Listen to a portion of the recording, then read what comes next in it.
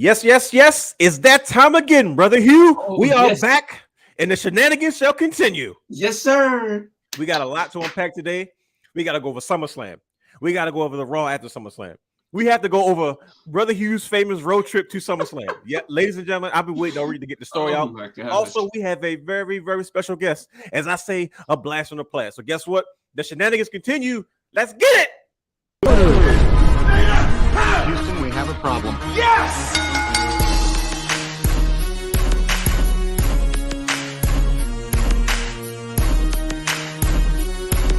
What you gonna do? What you gonna do?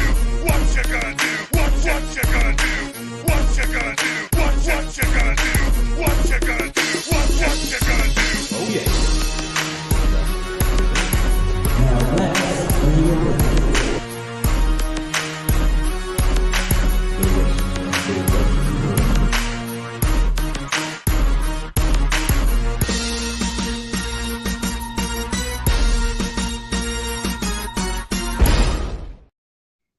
Yes, sir. Yes, sir. Yes, sir. The boys are back in the building. Welcome to Wrestling Wrealm Now. Brother Hugh, another day, another dollar. Yes, it is. How you doing, Brother Realness? I'm feeling good, man. I'm feeling great. We had a crazy wrestling week, didn't we? Yes, we did. Yes, we did. And guess what? The world is lucky that the boys are back to talk about it. I'm saying the boys are back a lot. I got a whole Bullet Club, Anderson and Gallows jump off going right now. Yes, you do. Yes, we do.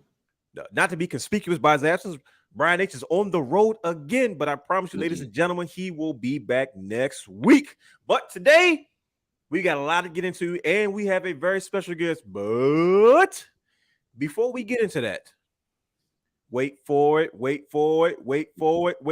Logistics. Welcome to the Wrestling Wrealm Now podcast, where we take a deeper dive into the world of professional wrestling now. You can watch our flagship show, The Wrestling Wrealm, and other shows such as Wrestling for the Culture, Break It Down with Brian H, and other content anytime on youtube.com/The Wrestling Wrealm, where myself, the real Dwayne Allen, has the third, and Brian H. Waters explore many topics and try to educate the fans and give them a different perspective on many different things in the world of professional wrestling. Usually this is the part where I show a clip of the show, but I don't feel like it, so I'm going to keep on going. I am the real Dwayne Allen, baby. This is Has the Third, HASTHE. That's me. 3RD. Woo! You like how I do that? See, I'm trying to find a different way to kind of spice it. I figured I'd start out my Dusty Rhodes voice and try to do something a little special. I like it. Follow us on all social media platforms: Instagram, Twitter, and Facebook at Wrestling Wrealm. That's with 2 W's. Don't spell Wrealm with just an R. It's a W in front of the R. Like, subscribe, and engage in the conversation with us as we always do. You can also stream and download all of our audio content on Anchor, Apple Podcasts, Spotify, and Google Podcasts. You can watch us and subscribe to our Twitch channel at The Wrestling Wrealm. Now, this is the part where I show you the ad for Twitch, but I don't have one. Yeah. Anyway, so you can shop at thewrestlingwrealm.com if you want to look like us, dress like us, and support the brand overall. There we go. See, I got something for that. There we go. Anything in regards to t-shirts, hoodies, hats, accessories, all that stuff can be found at thewrestlingwrealm.com. Wrestlingwrealm.com is where you can find everything. We will be adding new t-shirts soon to get ready for the fall exchange. Also, you can subscribe to our Patreon channel for exclusive shows and content and bonus footage.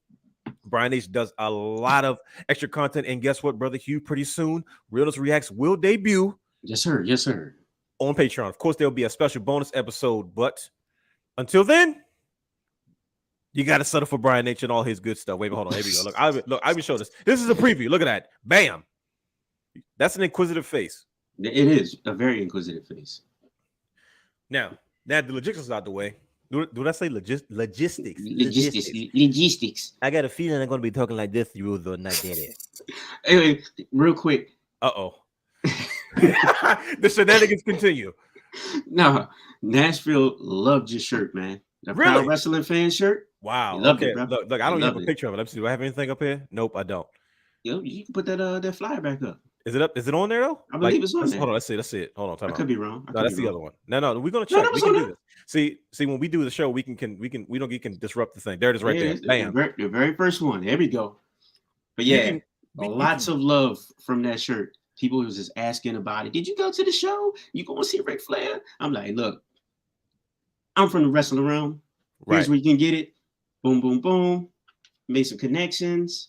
Hopefully get some sales in later. But hey, nah, man, just wanted to give you your flowers real quick, man, on the production of that T-shirt. Man, I definitely and everything else that you do.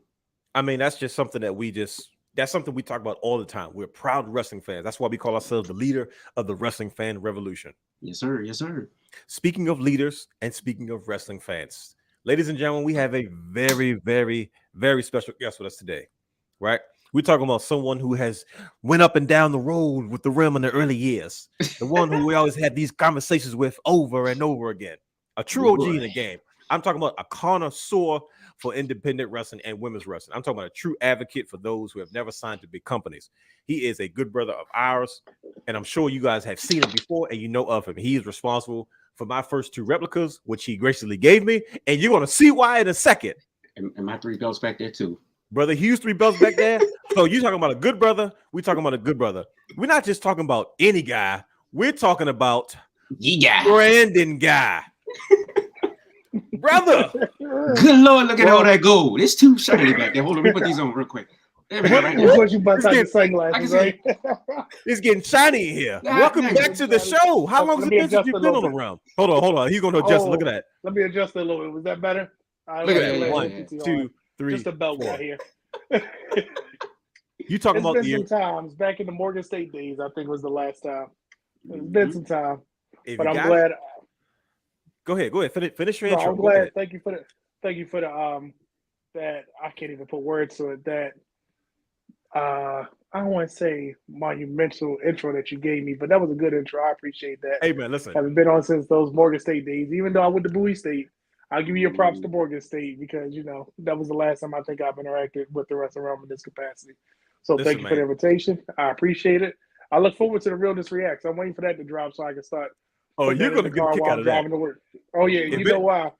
If anybody's going to get a kick out of Realm, if anybody knows Brandon when it comes to this wrestling stuff, this brother is very opinionated.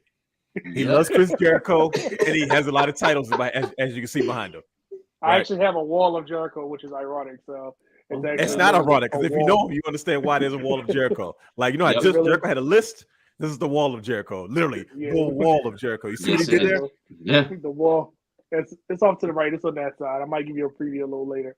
Hey, listen, whatever preview you can give us, brother, I'll take it. Listen, for those that don't know, Brandon was one of the guys that introduced us to the world of independent wrestling, along with Dr. D and Corey and all those other guys that we kind of had a chance to kind of rub elbows with early on when we first started doing the Wrestling Wrealm. He also was a part of our show at one point. He was responsible for the Independent Report.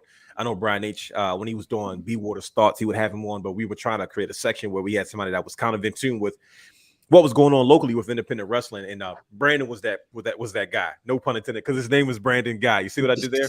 Yeah, that was cool. I like that. Yeah, but like I said, you talk about all around good brother. And I'm gonna tell you, Brad. One thing we like to do with brother, you just did it for myself. I'm gonna pay it forward to you. Is we like to give people their flowers while they can still smell them. Yes, sir. When I was broke. When I had no opportunities and there was a wrestling show anywhere, Brandon, don't worry, I got you. I'll buy your ticket. He was that guy. When I was at the shows and I had no money to buy food, bro, you hungry? You don't have anything? Come on, get what you want. He was that guy.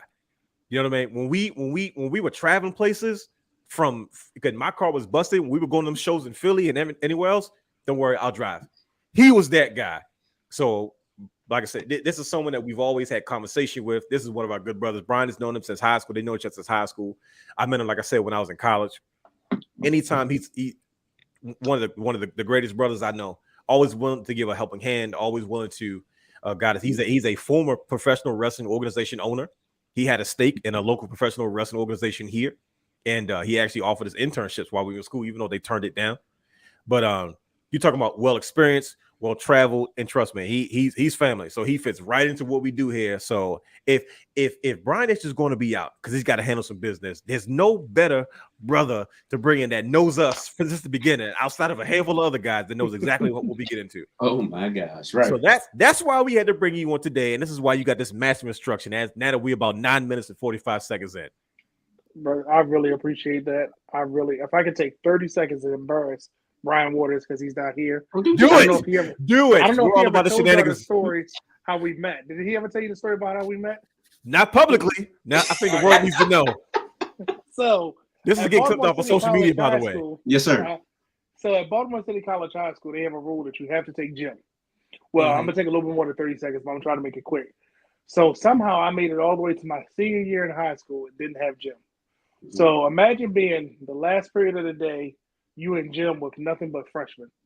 So I'm sitting there by myself in the bleachers, just sitting off to the side because I don't know any of these freshmen. I'm a senior. You know, you get that mentality that you better than everybody. You about to graduate. I got my ring. They don't have their ring. I'm like, why am I even here? Well, somehow a conversation came up with, wrestling. And then all of a sudden, me and Brian Waters just clicked.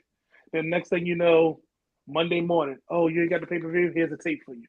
Oh, did you see what happened on Raw? Did you see what happened on this? Oh, you ain't got this pay-per-view. Here we go. When I tell you we was exchanging VHSs to the point it was like, well, why don't you just come over the house? And then, the friendship just grew from that point. But I remember he was one of the first people to actually speak to me, and it was all about wrestling. So he's probably going to look at this and laugh because I don't think he wants people to know that story, how we met. Just you think that one day we just became cool, but I just wanted to share that.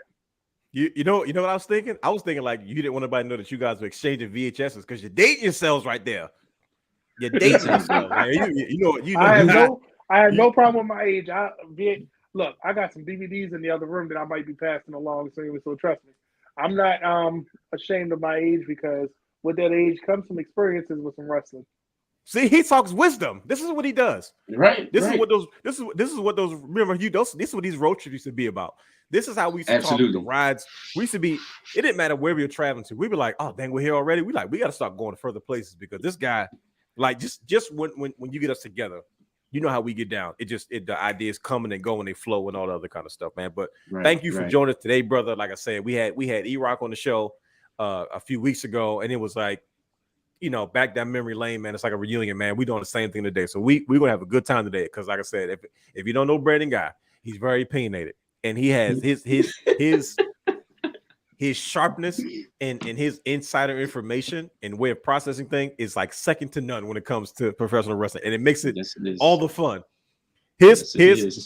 Before we jump into the nitty-gritty of the show, this is how every conversation with Brandon Guy usually starts out, if it's not regarding a belt. This is why something is stupid. Hold on, hear me out. Let me explain. You don't know what you get into until he says, wait a minute, hold on, hear me out. Let me explain. Oh, the Miz is a blah, blah, blah. You're like, what, brother? Hold on, hear me out. Let me explain. So guess what, brother? We got plenty of time. We gonna hear you out and we gonna let you explain. Then afterwards, I'm gonna hear this Nashville story. Okay, but I'm waiting to hear this Nashville story because oh gosh, let's jump right into it, ladies and gentlemen. If you guys did not know, his brother Hugh, along with Brian H. Waters, they both attended Summer Slam in Nashville. so Brian's working for a shoot job. I'm sure they got a nice flight. He got on the airplane. I don't know. He probably got one of the fancy tickets where he check in 2 bags, and and you get little peanuts and snacks. Right now, the grit and determination of brother Hugh, he made up in his mind, I gotta be at SummerSlam too. Now, brother Hugh had to find his way to Nashville, but he didn't tell us exactly how he was getting there. It turns out brother Hugh decided to take a road trip. So I'm trying to figure out. Wait. You taking a bus? He said he took a road trip. He decided to get on a bus and take that drive to be at SummerSlam this summer because that brother was dedicated. He said he had to be there and nothing was going to stop him from getting there. He had to have that moment. Now, the trip itself kept me entertained for at least a day and a half. So, brother Hugh, we were sitting there and I got a text like, "Oh, I'm blown, bro. This blows." And I'm like, "What the heck is going on?" And he starts breaking down, no pun intended, Brian H. What the heck happened on this road trip? So I said, bro, when we do our show, you got to come and explain what happened. So please, brother Hugh, can you please just recap? We'll get into when you finally got there. Like, we'll get into all that stuff. But I need to know what the heck happened. Man, what didn't happen? On your road to SummerSlam. Oh, my gosh. All right, first of all, like you said, took a bus. I get downtown in Baltimore. This is going to be good. Oh, my gosh. I'm on time. I'm like an hour early, chilling. Next thing you know, the bus is broken down. It's going to be an hour and a half, 2 hours late. I'm like, okay. All right. Okay. So we're sitting there, another 2 hours, whatever. Get there. Another 2 hours? Yeah. So then that means I had to switch all of my look. All right, so I had the shortest route originally. So now, since that bus was late, I had to catch the later bus, which had extra stops on it. Okay, so what time did you get on the bus originally? What time was that? I was supposed to get on 7, so I ended up getting on about maybe 10. So first of all, you're supposed to get on the 7 o'clock bus, and you end up getting on the 10 o'clock bus. Okay, keep going. This is it gets better. It gets better. Hold on. Go ahead. Were you sitting on the bus until they told you? I'm sitting in the station. Mind you, I am in Baltimore City. You know what type of people at a bus station. You ever seen the episode of Martin when they got stuck? Yes. They got stuck at the bus station. Yes. Deck the halls with house of fire. Yes, exactly. All of the craziness is going on. Go ahead. Well, at least you were entertained. I was entertained, but I was also afraid because I didn't know. I didn't know who was going to bring out what because there's no security there. So it's like, all right. We haven't even left Baltimore yet. Right, we haven't even left Baltimore. Hey, I ain't even going to go into it as far as who was doing what, whatever. Just people acting crazy. Mm-hmm. I just got out of jail. I just got out today. Y'all trying to make me go back. I was like, oh, you know what? God bless. No, I'm good. Finally, the bus came. I jumped on. We get to Pittsburgh. All right. That's the very next stop. Get off, whatever. It's a little layover, about an hour, whatever. All right, cool. The bus is late again. I was like, oh my God. I keep laughing at you. Are you serious? So then we went to go get my ticket information switched over again. And then there's only one lady there working to switch over the information. She stopped working altogether because there was another lady that was asking her questions and just being real belligerent and just like real aggressive with her. So the worker got mad and just walked off. And I was like, hold on, I need my ticket information. I need to figure out what's going on. So me being the smooth guy that I am, she was kind of good looking too. See, brother Hugh had to go in there and do his, his smooth brother Hugh Diddy thing. He always did. Right. I was like, excuse me, miss, just talking to her, whatever. I'm like, what's going on? And then she explained what was going on, whatever. And I was like, I'm sorry. I mean, I wish I could help you out with it. I mean, is there anything I can do, whatever. I got my information, long story short. Got my stuff done and out the way. All right. So we get there. We hit Columbus. Yeah. Ohio. That wasn't even on the stop. The original stop. As in Ohio, right? Ohio. Yes, as in Ohio. Columbus, Ohio. Pittsburgh, Columbus, right? Mind you, that Pittsburgh to Ohio. Okay. Mind you, in between that, it was like a bunch of smaller stops. I don't remember where. It was like West Virginia, somewhere else, whatever. But so I hit Columbus, and then we hit Cincinnati. Once I got to Cincinnati, first of all, the bus got there. My next bus from Cincinnati was supposed to leave at 3:15, right? I got there at 3:17, right? So I jump off the bus, grab my stuff, and try to be like, and I ask the first person I see, and it's some guy. Hey, first of all, it was some guy. He was right there, whatever. He was helping people, whatever. And I said, excuse me, can you help me out? Whatever. He looked at me and then proceeded just to walk away. So I hit him with one of these. I said, so you just gonna walk away? I just asked you a question. You just gonna walk away? And he turned around and gave me this stink look like he wanted to get down, get busy. So I'm like, look, bro, look. I hit him with one of these. Look, bro. I'm just trying to find my bus. What's going on? Like, bro, just let me know where my bus is. And this is Columbus. This is Columbus. Okay, this is in Columbus. And I'm like, bro, I'm just trying to get on my bus and get to Nashville, bro. It's already been some hectic stuff going on. Just let me know what's going on. Man, it's over there. I said, excuse me? It's over there. I said, what's over there? I mean, I don't know what's over there. There's a lot of stuff over there. You got air over there.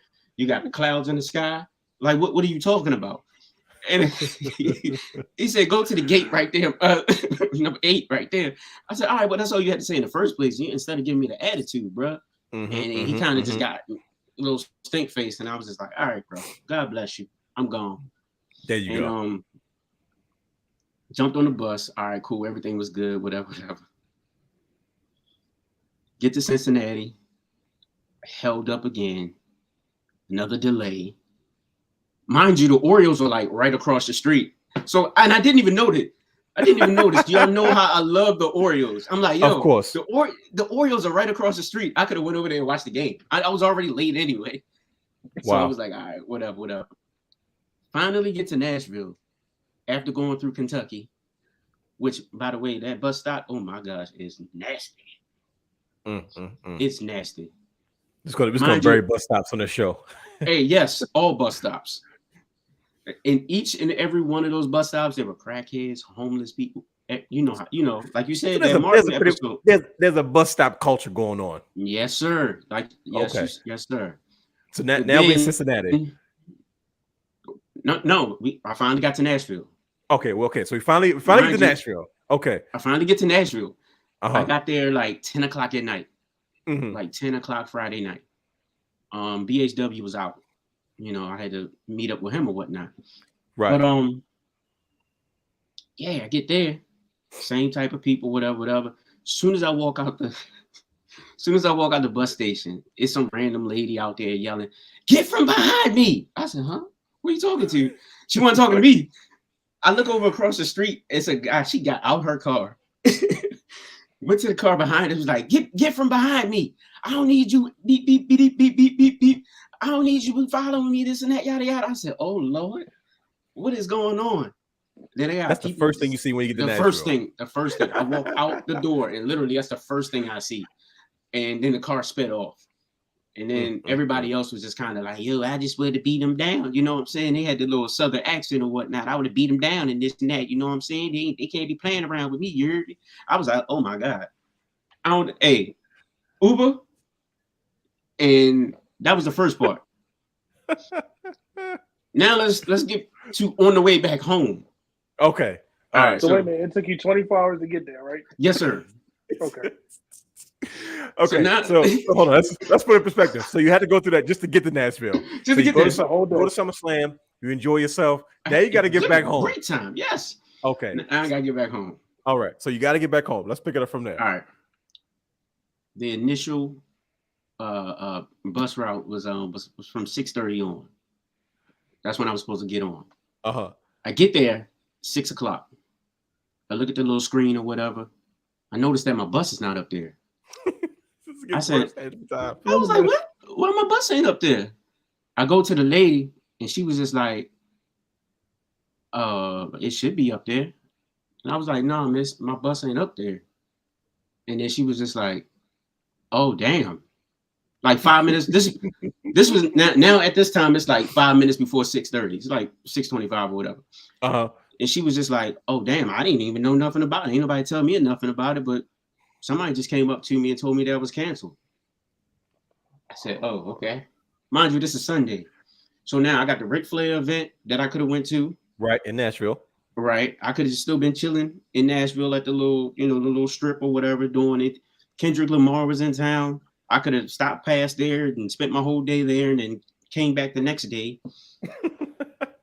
Nah, I'm sitting in the bus stop, the bus station, right? So, all right, the next bus come in 10:15. So I'm already upset. Get there 10 o'clock. Well, I'm there before 10 o'clock. I was there at 8 o'clock. I was there at 8 o'clock, but 10 o'clock come. The bus broke down. I was like, yo. What you talking about? The devil is testing me.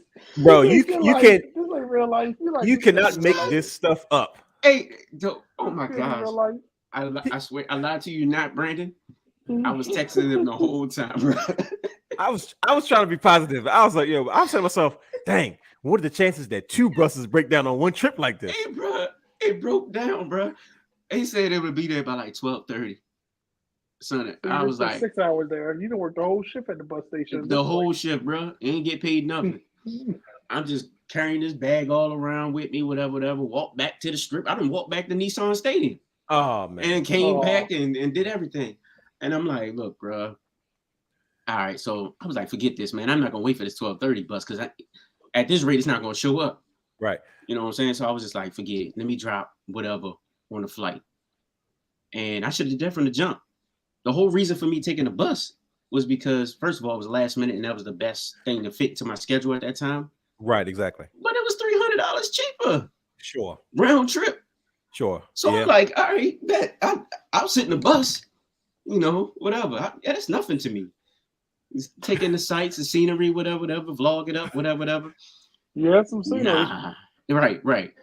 So I'm done with buses. I was about to say. So listen, would you ever take a bus again? Nah, I'm good. Listen, look at it this way. At least you know that SummerSlam 2022 will always be connected to this infamous bus trip that you ever had. This is a memory that you'll never lose, guy. You gonna have kids and me telling you, because listen, SummerSlam. Let me tell you about SummerSlam. Let me tell you about your father went to SummerSlam, and then you can explain to them this whole situation. I thought it was hilarious. I was trying to be positive. He was, and that was the funniust part about it right there. I get these texts like, bro, like, yeah, man, you know what? Well, at least you still alive, man. You know what I'm saying? Like, well, I'm good. I'm like, yo, man, shut up, Dwayne. Damn. I was trying. He's like, you should be mad when I'm mad. Be mad with me. He was like, man, this level of man. I get a text. He's like, man, this guy don't shut up. I say, yo, what you mean? Nah, this dude keeps snoring. He keep making noises. I forgot about him. He just keeps making noises. I say, okay, brother, he's irritated. Hey, trying to calm the brother down. I forgot all about that dude. This was from like Columbus on over to Cincinnati. Dude was behind me, in the seat behind me, whatever. Just make it like you could tell he was in pain, like older white guy. He's in pain. And son, he was just. I was like, what the hell? What's going on? Oh, like just big moaning, and then you know how you yawn, and then you like you're so tired, you just gotta make a lot of noise or whatever just to let everybody know that you're tired. He kept doing that like every 5 seconds. Then he'll move and he'll be like, I'm like, yo, what are you doing back there, bro? Chill out, bro.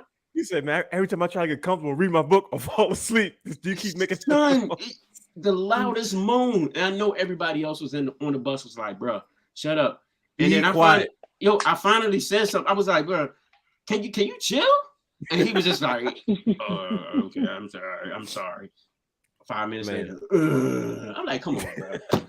He just kept going. Listen, all right, brother Hugh, I'm sorry you had to endure that, man. But listen, let's get to the show, man. At least we got one heck of a story out of this. I can't I'm trying to put my face down. I'm smiling too much sometimes, but like as I think about it, I'm like reliving. I'm reliving all the text, and I was. It was funny as hell. If it makes you feel any better, you made SummerSlam that much more enjoyable for me. I just appreciated it that much more. I was like, man, like I wanted you to get there. I said, I can't wait till you get there just to enjoy yourself. But then, unfortunately, you had to deal with another broke down bus. But I had to get that. I need that on camera because I was like, I need proof of this. This needs to be documented proof. Yes, bro. Yes, man. But with that being said, let's get to why we are here. We about 30 minutes in, and now it's time to get into the nitty gritty. As people start rolling in, hold on, people starting to come into the comments. There we go. Okay, there we go. We got we got Raj in the building. Uncle Raj is in the building. Yeah, that's Uncle Raj. Yes, we got our guys here today. So now it's going to be a part of this. We got everybody on deck. Everybody that want to join that, trust me.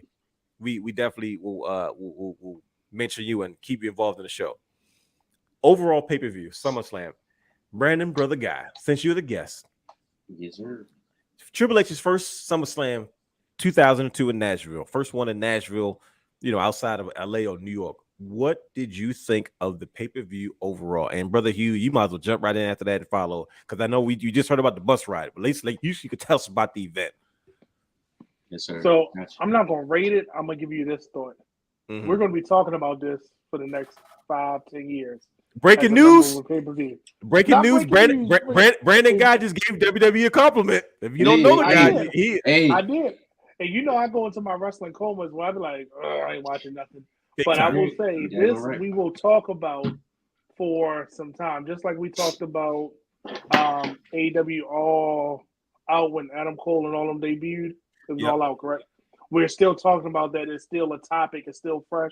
I believe 5 years from now, this will be a pay-per-view. It was like, but man, that's SummerSlam. Remember it? It was so many moments that will continue to last probably until next year's SummerSlam. So if I had to rate it, I would give it a high 9.5 out of 10.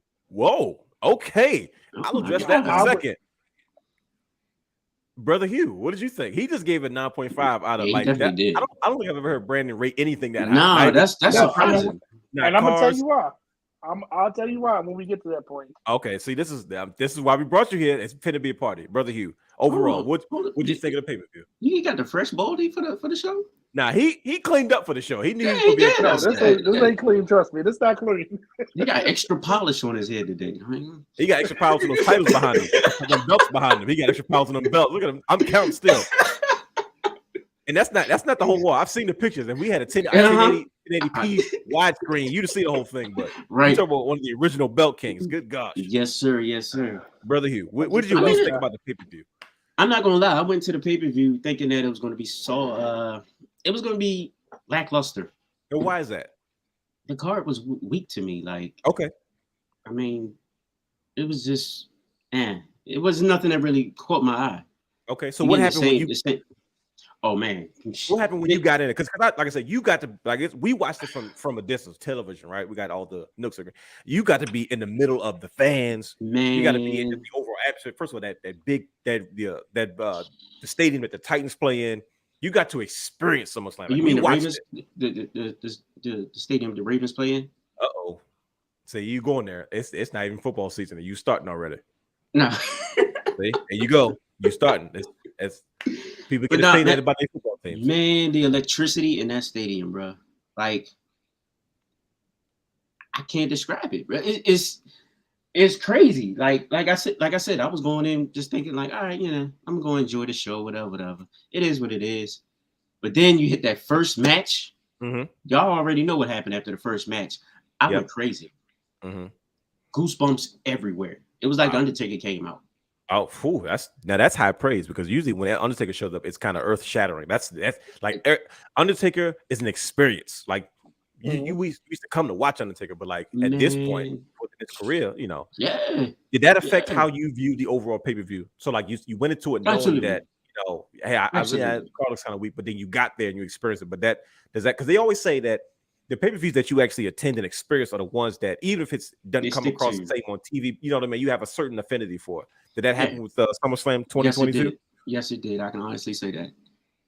I can honestly say that for sure. I would 9.5. I don't know about 9.5, but you can tell like the difference in the creation process of the matches or whatnot.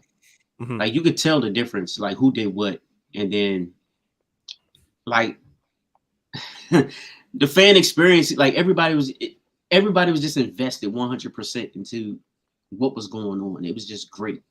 Right. I don't know. I don't even know how to explain it. Like I'm trying to find the words, but it's like it's just a big ball of emotion, bro. Like I don't even know. Bro. It was a different feel. Like it wasn't even.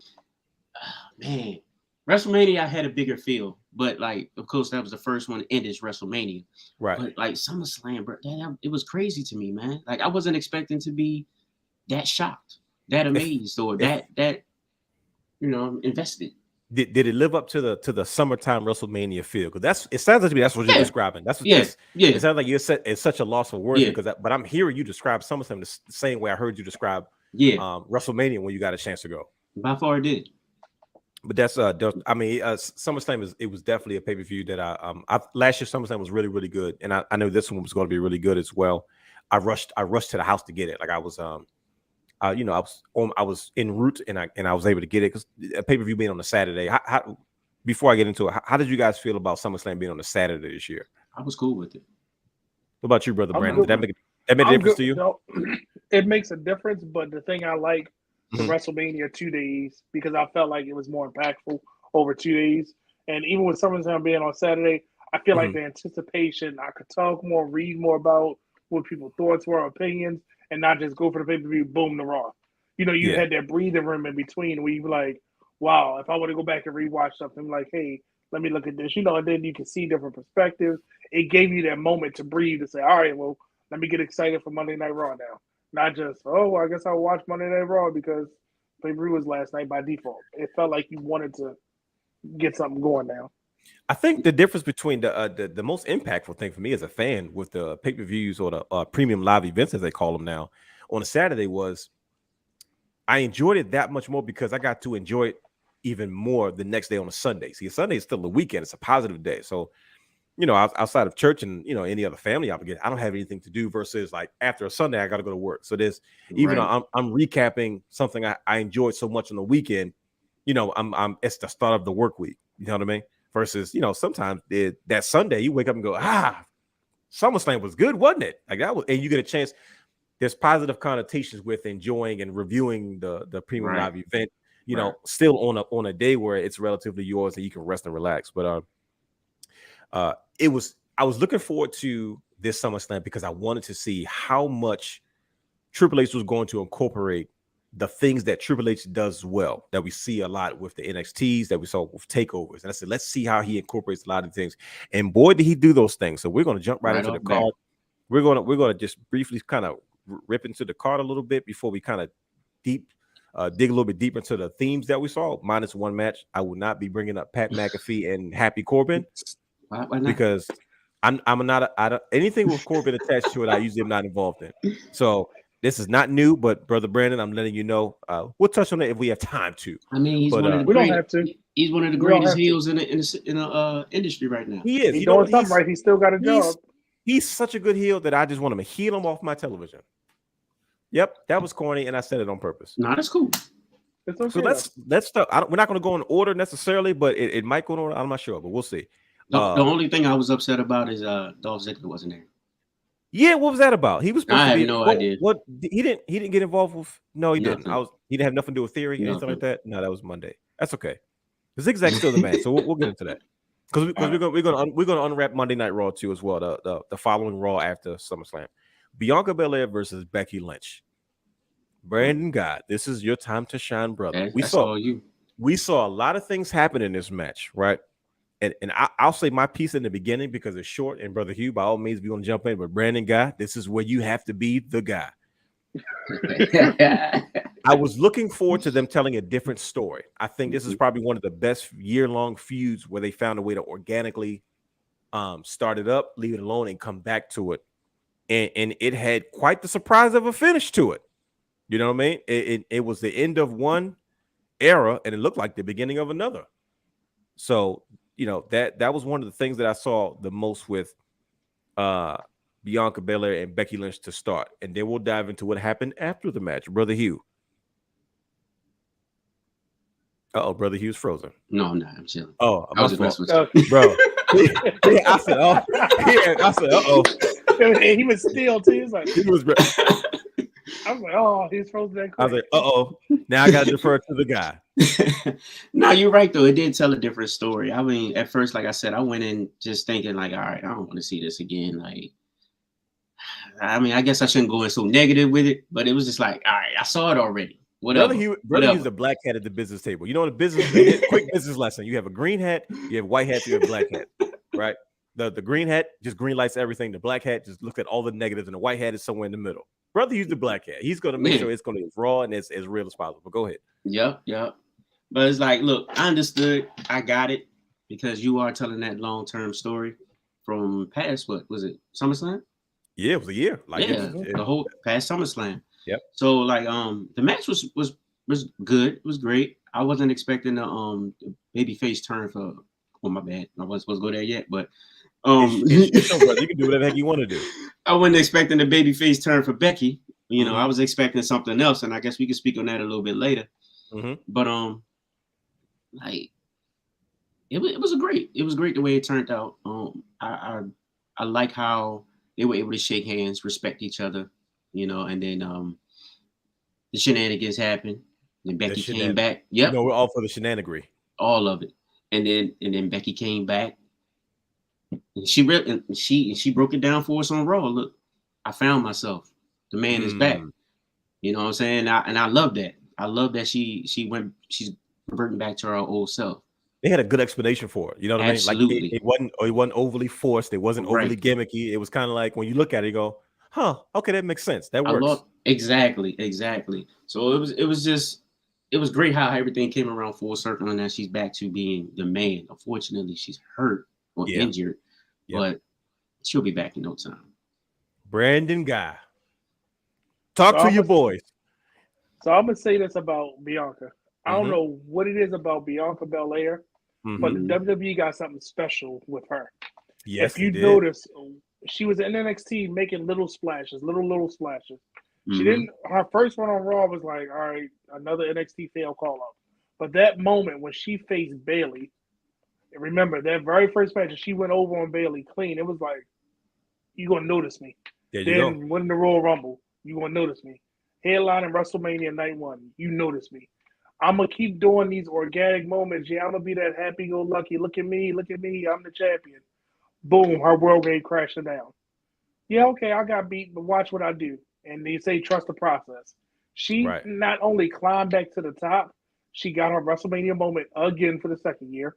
Mm-hmm. And then, yeah, she didn't have a big feud. She didn't have all this, but going into that match, I felt like, man, they ain't gonna screw her this time, but maybe they're gonna give Becky the belt, right? But as they wrestled, they told a different story. This was Becky Lynch and Charlotte told a different way. Because remember, Becky couldn't remember. Becky was like, why won't you just stay down? She was trying to rid herself of her. Bianca was trying to outright those last year SummerSlam. Hey, when I can wrestle you, watch what I do. When you wrestle me, watch what happens. When we do this entertainment thing we do, let's entertain the crowd in a different way. It had a different feel to it. And especially you see Bianca pull some stuff out that she ain't did it in a while. And look at Becky did the same thing. She said, okay, this is what we're going to do. We are going to be the first match and we're going to steal the show. And if you think about it, if you're not the last match, you're the first one. That's probably the ones that people want to think about the most. That's what I was thinking about. Yep. When she hit that Spanish fly to the KOD. Oh, Bianca has a thing to finish off the match to say, let me turn it up right now. And you can just feel it. Get ready. Here's my big moment. And when I said, okay, all right. And then she hit it. I was like, well, thank you. And that's why I posted, thank you, WWE. Because it felt like this is the end of this chapter. Not necessarily the story, because let's be honest, if we saw Rock and Stone Cold one more time, are we going to complain? No. Because they told a different story every time. But if we saw Edge and Cena, you don't want to see that anymore because they beat that to death. And it felt like it was the same. Yeah, Edge and Randy. It just felt like it was the same. You're like, all right, here we go with this again. But 6 months from now, if they run that back, or even if they're the last two standing in the Royal Rumble, you're like, oh, okay, different energy. Let's see what they're going to do. So I applaud them I applaud Bianca because she has something there. Don't know exactly what it is, but when that music hits, you're like, okay, what's she going to do now? Even if she cut the promo, she changed her ring gear up. She changed the way that she presents herself a little bit more. You could tell on Monday, they just said, go out there and do something. She was a little lost for words because she's had 2 WrestleMania moments, a SummerSlam moment, and I would say, arguably, if they continue with this momentum, she could be the top of the women's division for Raw. Yeah, but she's a major player. She definitely is. In a short amount of time, she has rose to the point you're like, now you can't say Charlotte and Becky and Bayley, and you have to say Bianca in that conversation too. You cannot add her into that conversation. They made a new star. I think Becky Lynch will always be attached to Bianca Belair. I always say that if anybody made Bianca Belair, it was Becky Lynch. But I think she only got attached because of Bayley's injury. Because remember, Bayley was seen to be the one attached. Yeah. Sasha slid into that role, but now it became, hey, we on the 3-hour show, which we always say is more important than SmackDown. Look who's here. Right. Craig Macklin just said facts. So we see Bianca Belair go over on Becky Lynch, and we go over clean.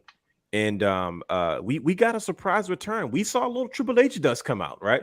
And here's the part I like about what we're about to talk about next, is how Triple H is not wasting any time in his approach to booking moments without having to book matches. You can't book 50 superstars on a match card, right?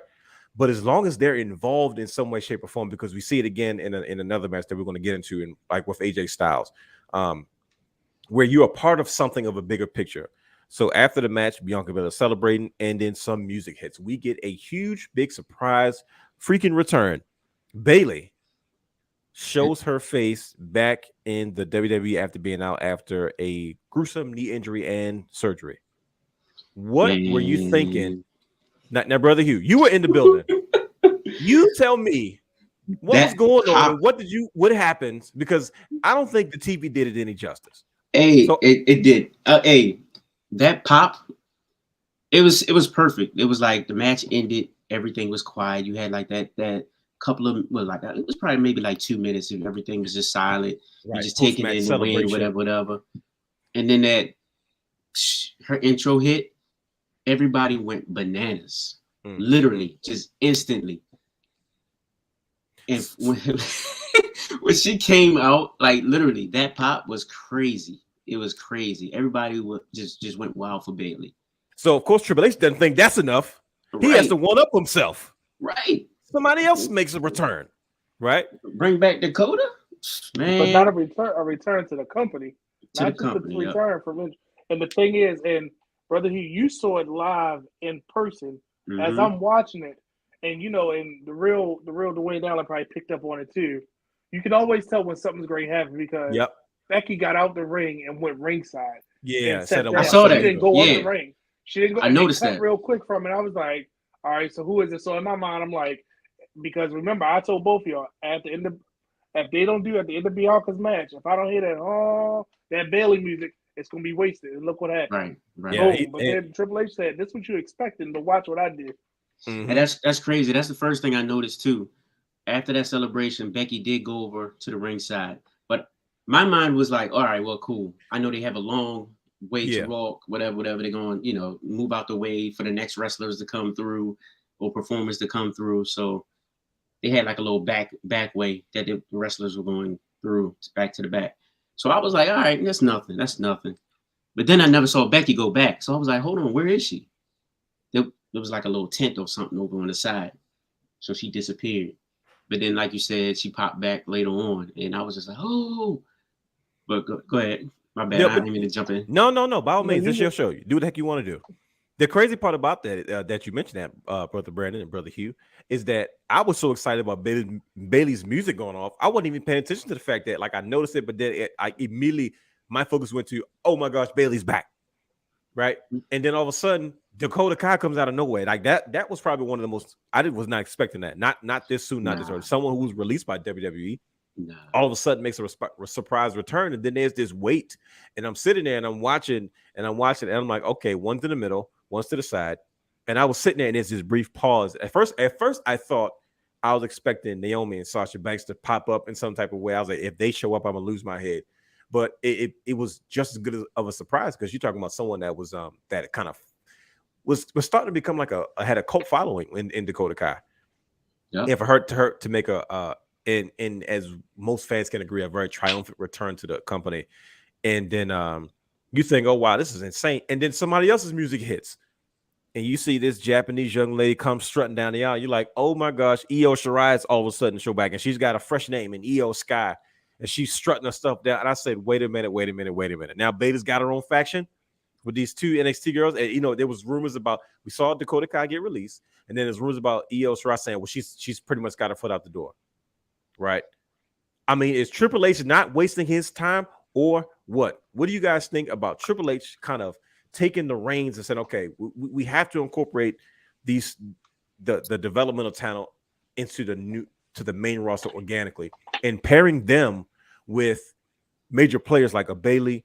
It's just instant association. We saw the same thing with Tommaso Ciampa being paired with Miz. All of a sudden, this is how it's supposed to be done.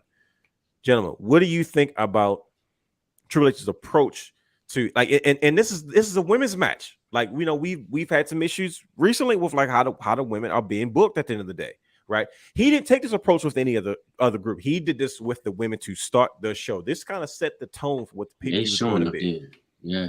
What are your thoughts on Triple H's way of saying, you know what, we're going to start the show on the bang and just doing a lot of these things, like one, incorporating NXT talent or former NXT talent, bring them to the main roster, and also bringing back a released Dakota Kai and an Io Shirai, now known as Io Sky, who was probably 1 foot in and 1 foot out the door anyway. We had just talked about that too. Mm-hmm. Io Shirai, talking about where she is and like what's going on with her. But them coming back and being under Bayley, it plays right into Bayley's gimmick. From before, the role model gimmick. And that's what she's playing off of right now. She said that on Raw. Like, look, these young ladies needed a role model. I'm here. I'm going to take them up under my wing and we're gonna go and do this thing, kind of like a Shield 2.0 type thing. We saw the same thing with Absolution with Paige, what she did with Mandy Rose and Sonya Deville. Right, you know? right. So it makes sense to me. I mean, I'm glad to see Dakota Kai back, Io Sky back. I mean, Dakota Kai, I didn't think it was anything else. Like she belonged in the E, honestly. They just need time though. Like they just like they're developmental talent for a reason. Like everyone's not meant to be world champion off bricks. You know what I mean? So right. That just shows you right off top that Triple H is the man. Yeah. Triple H is he's here to change. He's literally here to change some things. Mm-hmm. And he wasn't playing around. This sugarcoating that everybody thought everything he's saying was just like sugarcoating the fact. No, I'm here to put in this work. Mm-hmm. And this is why Dakota Kai's back. She left on her own terms. Yeah. She walked away from a contract. Why?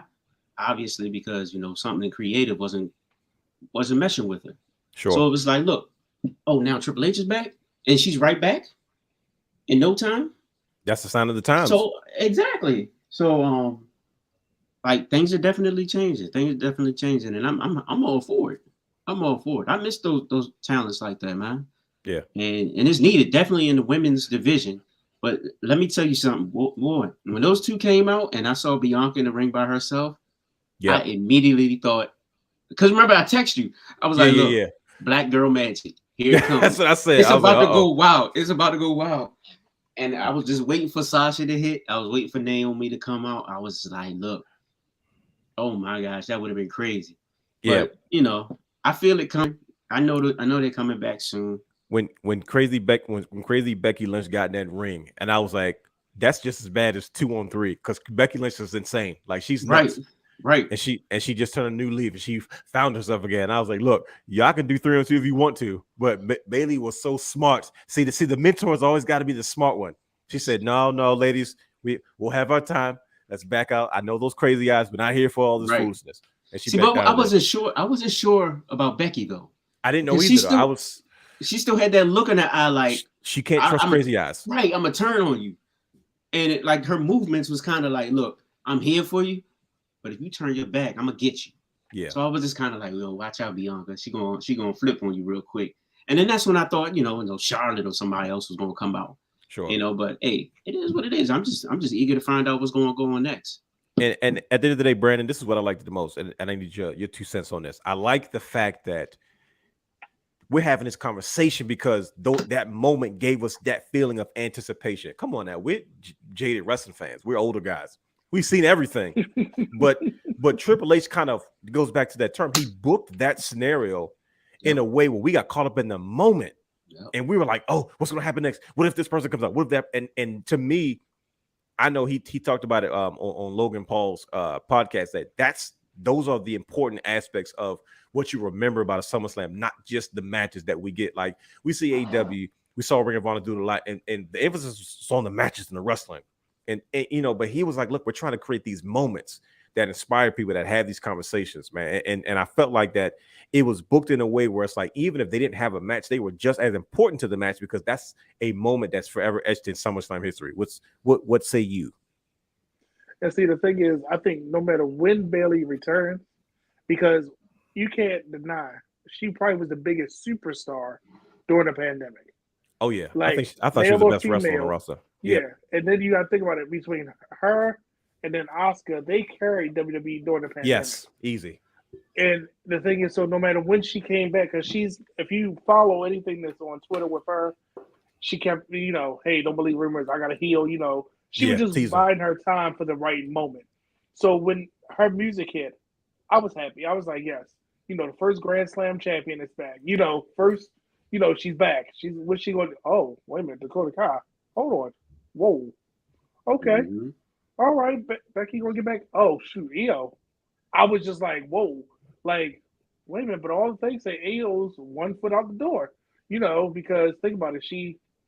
I hate to say this, and I'm gonna go down a rabbit hole. She was a former NXT Tag Team Women's Champion. And I swear, sometimes they give you the tag team belt to hold on to you to say, "Hey, let me do this to keep you happy." But then, never mind, you weren't happy. We're just gonna take you off TV. But now to bring her back into the main roster where she can instantly, and we saw it on Raw, fit into anywhere. Because don't get me wrong, those three women could do anything with any other woman on the show, and it's going to be the thing that you talk about, no matter what it is, because those three make you one. He made the moment for you to want to see what's going to be next, which you can tell have been failed experiments here recently, like Retribution, The Hurt Business, anything that you can think of that they try to debut, and you're like, okay, gone too soon, but I've been waiting for that moment, Triple H gave you that moment out the gate and say, okay, you don't have to wait for that moment. I gave you one. Now I'm just waiting to see what they do next.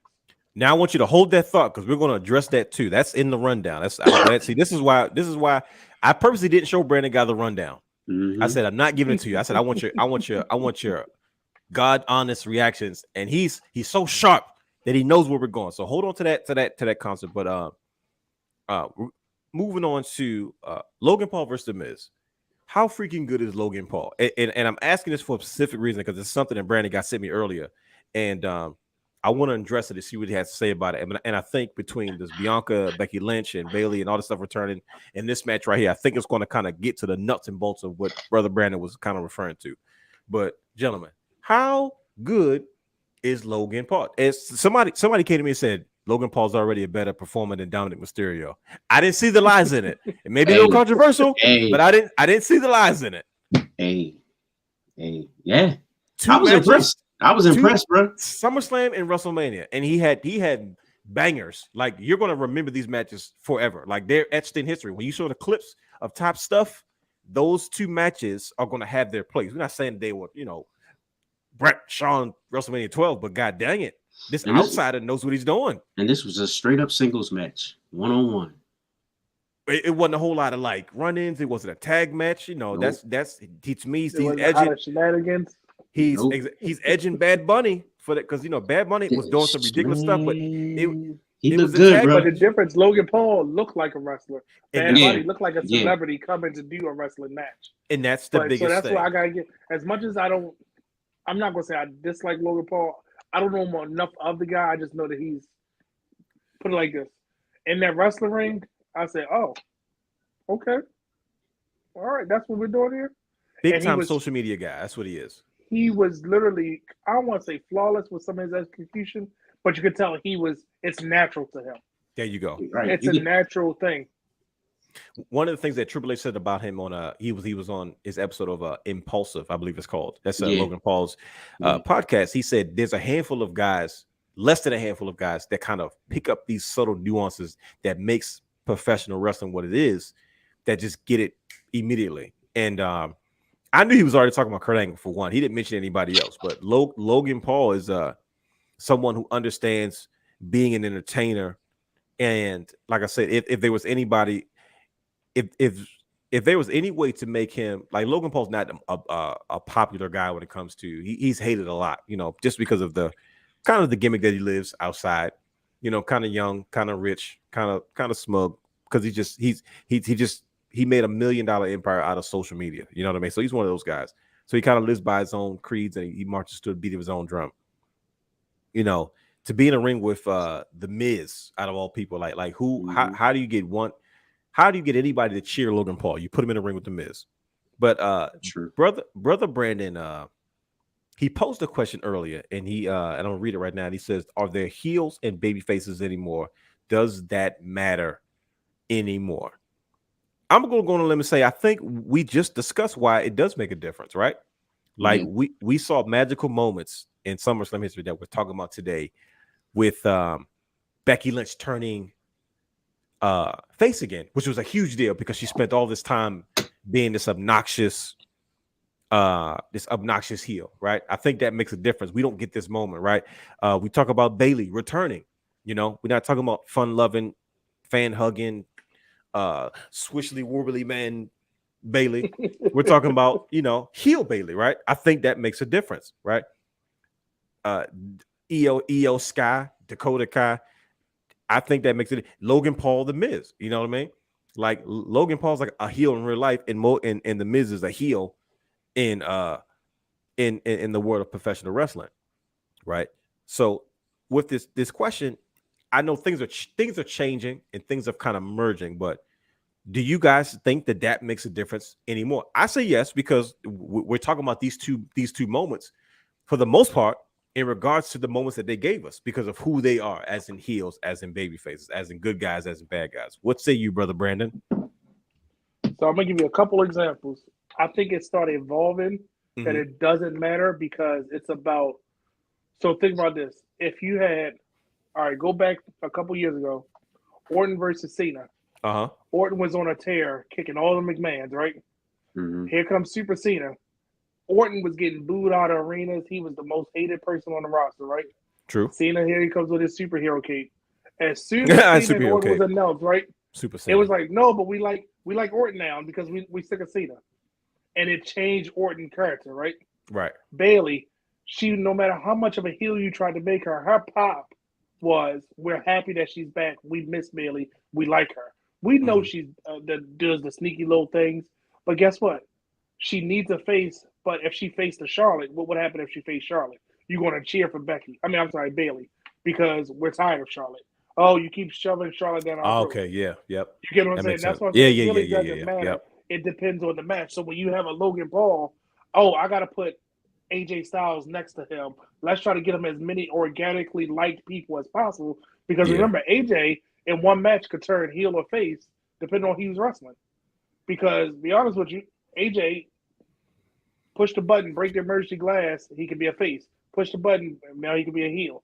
Whatever you need him to do, it depends on that match. So I think that when I ask that, we probably need to dive deep. Does it really matter? It's just depending on what story and what match are we doing right now.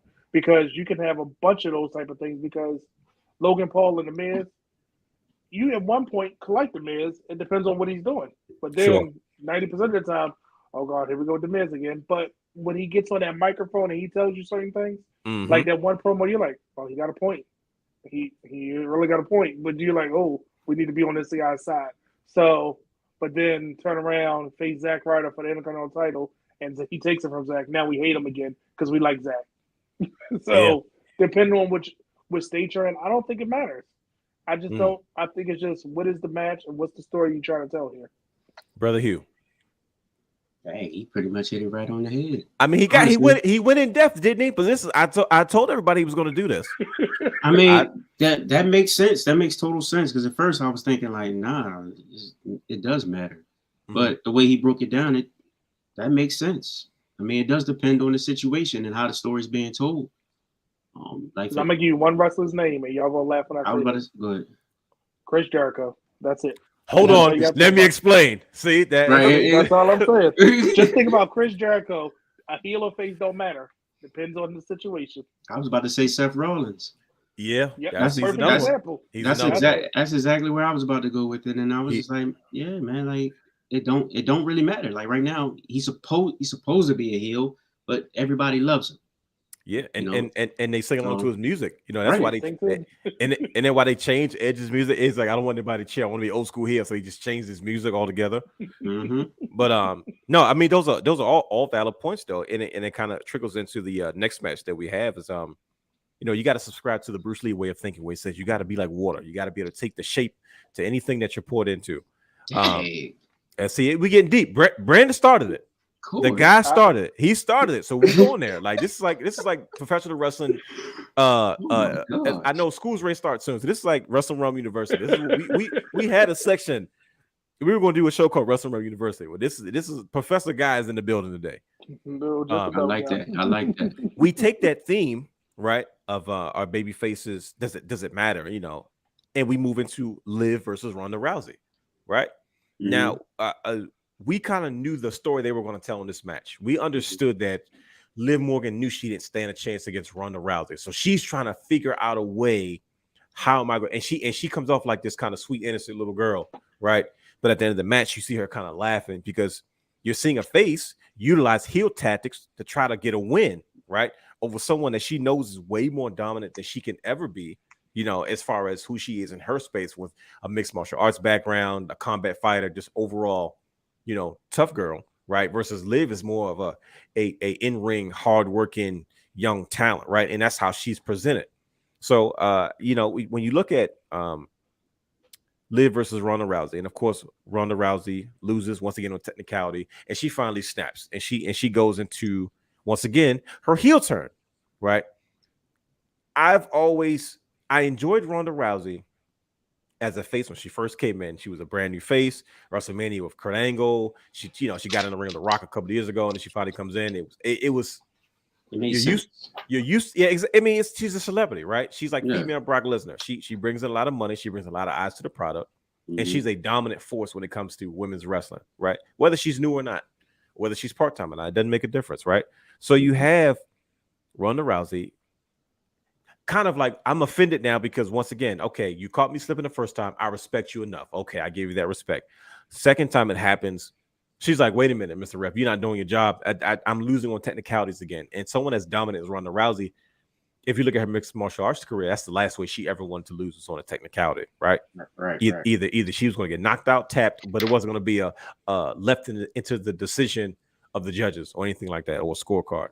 Right. But after the match, we seen Liv Morgan giggling like she knows exactly what she did to cause the thing. And then Ronda Rousey snaps. She beats up the referee. She beats up an official. She gets suspended. And now she's off TV again. Right. Does it make a difference that Ronda Rousey comes off now as a heel to Liv Morgan's face when originally they both kind of went into that match, both faces? But yet I knew Ronda Rousey was going to turn heel based off her gear. I said she's not wearing any color in her gear.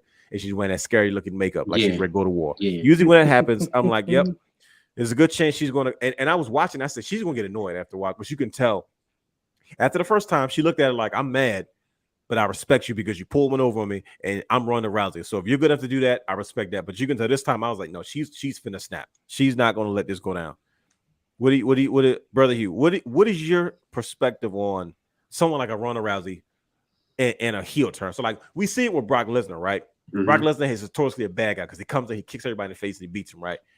Brock comes back with a ponytail and he's smiling. No Paul Heyman. He's cutting his own promos. He's speaking for himself, and now he's the biggest face in the company. To Roman Reigns' biggest heel, right? We see the same thing. To me, I always compare Ronda and Lesnar because they remind me of each other. Yeah, it's very similar. Yeah. So what's your take on her heel turn as she loses to Liv Morgan once again? I feel like it was something that the people wanted for a while. Honestly, okay, it just makes sense to me. It does. Like you were saying with Liv Morgan, how she went to so-called heelish ways, heelish tactics to win the bout or whatnot, or to get over. But it's kind of like she's an underdog also, so she has to do what she have to do to take down the big dog. If you understand what I'm saying, sure, if that makes sense. So like that kind of makes sense to me. Like Ronda, there was nothing else for her as a babyface. Okay. To me, in my eyes. Right. Yeah. And right now, before Bailey and all of them, there was kind of a shortage in good heels. Yeah. Yeah. So as far as women, so it's like, why not? They try to change Lacey back to a heel now, and I'm like, whatever. Okay. There they go, all over the place. Right. But I feel like Ronda, she needs it. You know, her character needs it. That happy-go-lucky, oh my gosh, let me put you in an arm bar or whatever. Ronda, like, nah, it's not working for me. Ronda is a butt kicker, and she has a potential to be like a bully. Because think about it. And she needs to be treated that way. Yeah, because like heel Ronda Rousey would have destroyed. Like going into that match would have destroyed Liv Morgan, and when she lost, she would try to break her arm. Like that's what I expect from the legend of Ronda Rousey. Brother Brandon. So I'm gonna ask you one question. Here we go. There we go. We back in class again. Yep. Take notes. What was Roddy Piper? Was he a heel or a face? He was a heel. It was no doubt about it. There's nothing face about Roddy Piper except maybe late 90s Roddy Piper all the way into like Piper's Pit 90s and 2000. Right. But he was a heel, right? In his prime, he was a heel. Even in Piper's Pit, he was kind of snarky. Yep, he was kind of snarky. But Ronda comes and debuts. Carbon copy of him, right? Think about it. I don't want to say carbon copy. I want to say like. I'm saying from her presentation. Yeah, and that's exactly what I was going to get into. Then we give her the tagline, "The baddest woman on the planet." Yeah, but then Mike Tyson's name. Let me clap hands with babies. Let me be all happy, and it's not her. It threw me off. Yeah, it's like, wait a minute, she's the baddest woman. We're gonna build her up because she broke Stephanie McMahon's arm when her and The Rock did the thing. Her and Kurt Angle had a match. She took out the two biggest heels. So you're forcing her to be this, but then you can tell it's not her. It's coming. The Ronda Rousey just wants to go out there with no. Don't give her a microphone. She doesn't. No. She can't. No. She doesn't want Yeah. the microphone, and she's. I'm just like because I'm so angry. Let her do what she needs to do. Let her give her Sonya Deville as her manager, and let Sonya do all the talking, and There then it let is. Ronda do all the beating. Give her. She needs Easy a Paul book. Heyman. Easy, She but needs a Paul Heyman. and you're absolutely right though. She wear that makeup and make that scowling face that scares me every time I see her. Look at her getting the women out the ring. Nobody can get me out the ring. Okay, Mhm. you slowly telling us Ronda's the one that's going to clean up the, you know what? But guess what? Let her just be there because she comes off more natural as a heel. Like, I would expect her to keep beating up referees and doing all that stuff. Like when she was trying to do that with Drew Gulak and hold his arm so she could sign the contract. But we were okay with it because it was against Charlotte. We didn't. Right. We wanted somebody to beat up Charlotte. But now it's like you got the happy-go-lucky Liv that everybody loves. Her natural heel is coming out. Just it don't have to be a heel. Just let her be that baddest woman on the planet that you keep shoving down our throat. She can't be the baddest woman on the planet and not snapping arms and making women tap and flipping over stuff. She can't. I think that's the appeal, and Taekwon agrees with you. He definitely said, but Ronda as a heel is definitely the move. So like I said, so you know, as we continue in this kind of heel and face kind of conversation, we move on to the Mysterios versus the Judgment Day, and Edge returns. Edge has been doing these Bray Wyatt, as we call them now, or these Fiend like promos, and you know, at one point we got a little too excited, but you know, thinking the Fiend was going to return, and you know, you never know, he may show his face sooner rather than later. But Mysterios versus the Judgment Day, this feud has been an interesting feud, and I'm glad that all parties involved are doing something on a bigger scale, of course. But the biggest thing I want to talk about is I think the class match is going to be Edge versus Balor. Oh yeah, that's probably going to be really good. Clash of the Castle. They're talking about Taekwon thinks it'll be Edge versus Finn Balor, which I think will be a banger. What did you think about Brandon? We'll start with you. What did you think about Edge's return?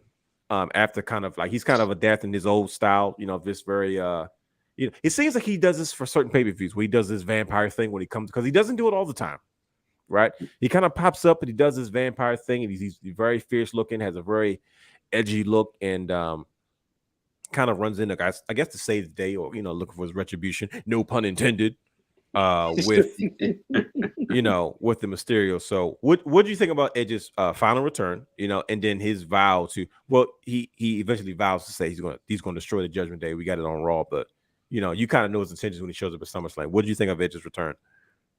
So you gonna laugh at this? I don't think we needed it. See, this is hold on. Let me explain. There it comes. No, Here it comes. Saying, I don't think we needed it. Because I don't think the Judgment Day has done enough to warrant somebody like a WWE legend like Edge to come back and take them down. They haven't done enough.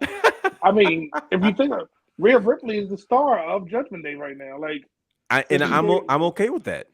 Yeah, I'm see what I'm saying. They didn't need that return. It was just I'm not gonna harp it. When I talk about SummerSlam in 5 years from now, I'm not gonna be like, oh yeah, Edge came with all the red, came out the ground. Remember that? No. Yes, you will. Come on. No, I'm really yes, not. the heck you will. No, don't get me wrong. SummerSlam has been loaded, but you can't deny that it wasn't a moment. Like, if think about it. But we had that moment with the Brood. That moment when he came out with the Brood music was more impactful than this one. Sure, but think about it. Think about 12-year-old Brandon. You walk into the grocery store because your mother made you go, and you got to find something to do, and you run to the magazine aisle, and you pick up the WWF magazine, the SummerSlam edition, and you see the pictures, and you see Edge returning. Are you not going to say, "Oh, nah, this is definitely one of those moments at SummerSlam"? I want you to go back in time. Think about it. What would 12-year-old Brandon say if he saw this? See, it's just something to think about. It's something to think about, but I'm just saying when it's been overused. How many times has Edge returned since he returned? We've had this conversation before. Brandon is not a fan of the multiple returns. So he's probably sick of Mick Foley and Terry Funk. Yeah. and who else? I'm just like, it was like they've calmed down a lot, but I'm like, within the last 2 years, Edge came back, 6, 7? Like, I feel like it's getting to the point like he's known for coming back now. That's what he does. Yeah, like that's his gimmick almost. I hate to say like he coming back with a different haircut or sure. You know, what is he gonna do now? But I don't think the Judgment Day had enough that I want to feel like, oh shoot, who's going to stop them? Oh, Edge. But can Edge really stop two people in Rhea? What you going to do? Bring Beth so she can stop Rhea Ripley? I understand what you're saying, but it was enough when they jumped him. Yeah, they did. You think that was enough? So right.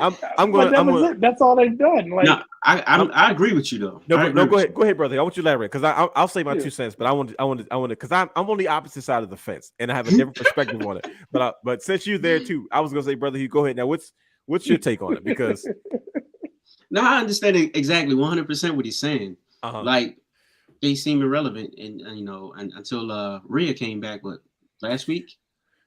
But we are kind of tired of seeing Edge come back. Honestly, I missed it. And I'm gonna be real with you. I was moving around the stadium. You went to the bathroom for Edge? No, I didn't. I was moving around the stadium for that match, and I just happened to get back to my seat as like his music hit or whatever, and then you saw the fire or whatever. I was like, "What the heck?" But Edge. Okay, all right, cool. You know me, I'm just like, Edge. Okay. I mean, I knew he was coming back. I like Edge. I like Edge. I don't like Edge. I do like Edge, but I'm just like, all right, we saw it before. Okay, I'm saying with the Brood music and coming out to the ground was more impactful than this time because I felt like all he did was, and I was like, what is he doing? Like, is he can't breathe? Is he in the fire again? And then he just runs in. I was like, what's happening here? It was kind of hot. It's I'm sure it was. It's Nashville, right? But it just felt it felt like, oh, insert that because we have to. Like we have to. Like we got to put him in here. Taquan said he counted. He said Edge has returned 7 times already. I was close. Thank you, brother. I appreciate that because I said 6. I was like, I think it's been 6, but 7. I stand corrected. Thank you. So here's my take on it. I'll say this. This time, since you get, in all fairness, this time's return, as good as the presentation was, it was rather underwhelming, right? Because it's like the excitement from the vignettes didn't match up with the spectacular of the return, which honestly I get because, like you say, we've had cooler moments, and because Edge has returned so many times before, you're kind of like, okay, well, it's all good to have you back, Edge, but I mean, it's nothing to go home about. I'll say this though. Here's why I'm okay with it. Is because it's like you said with the Judgment Day. As a tag team, they're cool. I like them. They're older guys. But the star of the show is a young Rhea Ripley, which I'm a fan of because, once again, you're putting a woman at the forefront of a main event storyline. You know what I mean? She's not like in a woman's storyline. Well, she wants to fight for the title and the title then, the girl slapped it. No, she's with. I'm liking how she's in the mix of a storyline, not a woman's storyline, just a storyline that works for me, right? And it's something we saw a lot more back in our day. I was just about to say that. Yeah, China, Sable, Jacqueline. You know what I mean? Ivory, like they were involved in real storylines, not just the women. Like even with Ivory with Right to Censor and stuff like that. You know what I mean? Like it wasn't like, oh well, I'm beefing with China because she's a woman and I'm a woman and there's not room for 2 women here. It wasn't on that tone. They were literally involved in like the main reasons why you would come to watch the show.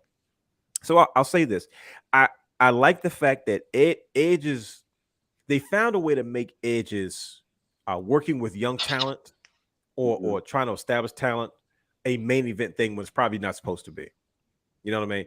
I like the fact that Damian Priest will probably be irrelevant, but if he wasn't working, because first of all, he's an older guy. He's 41 years old. I didn't realize he was as old as he was. 40, 41 years old, 42 years old. Him and Finn around the same age. But he shines because he's involved with Edge. Like Edge is going to keep them relevant. And I think the Judgment Day's build got derailed due to injuries, Rhea and Edge and stuff like that. But I like the fact that they're keeping it going because it's going to help elevates the Mysterios because it keeps them kind of relevant. It helps Dominic, another young talent, kind of be able to learn from established talent with outside of his father, as well as Rhea, as well as Edge, as well as Damian, as well as Finn. They're all old enough to be his dad. You know what I mean?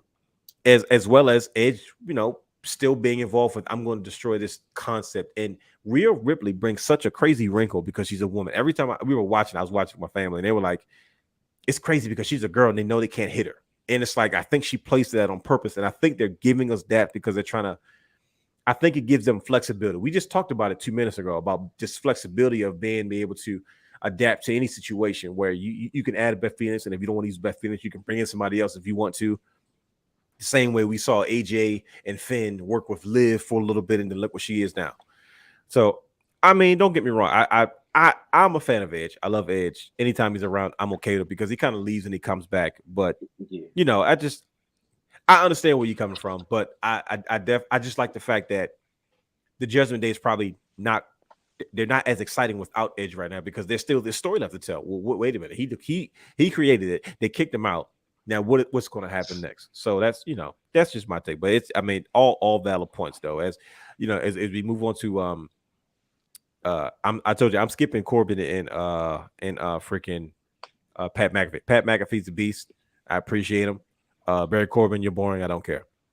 He really is. Yeah, it's just boring. Who gives a crap? The Usos. All right. I was expecting a better match. We're getting here's I'm glad you guys brought that up because we're getting closer and closer to the bloodline. As we get to the meat and potatoes of everything. It is.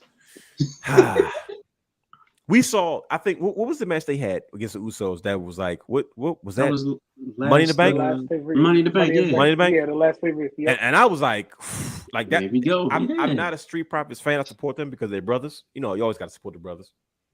But technically, so Usos. You know, so but I was like, man, it doesn't get any better than this. Like, if they ever had a chance to beat them, it was going to be tonight, and they didn't do it, right? So I was almost for sure like, okay, we don't know what the booking call is for SummerSlam for the Usos for Roman Reigns, and you know, but I was almost certain they were going to win that match. They don't, right? Not to harp on this match too long because we, you know, just looking at the time.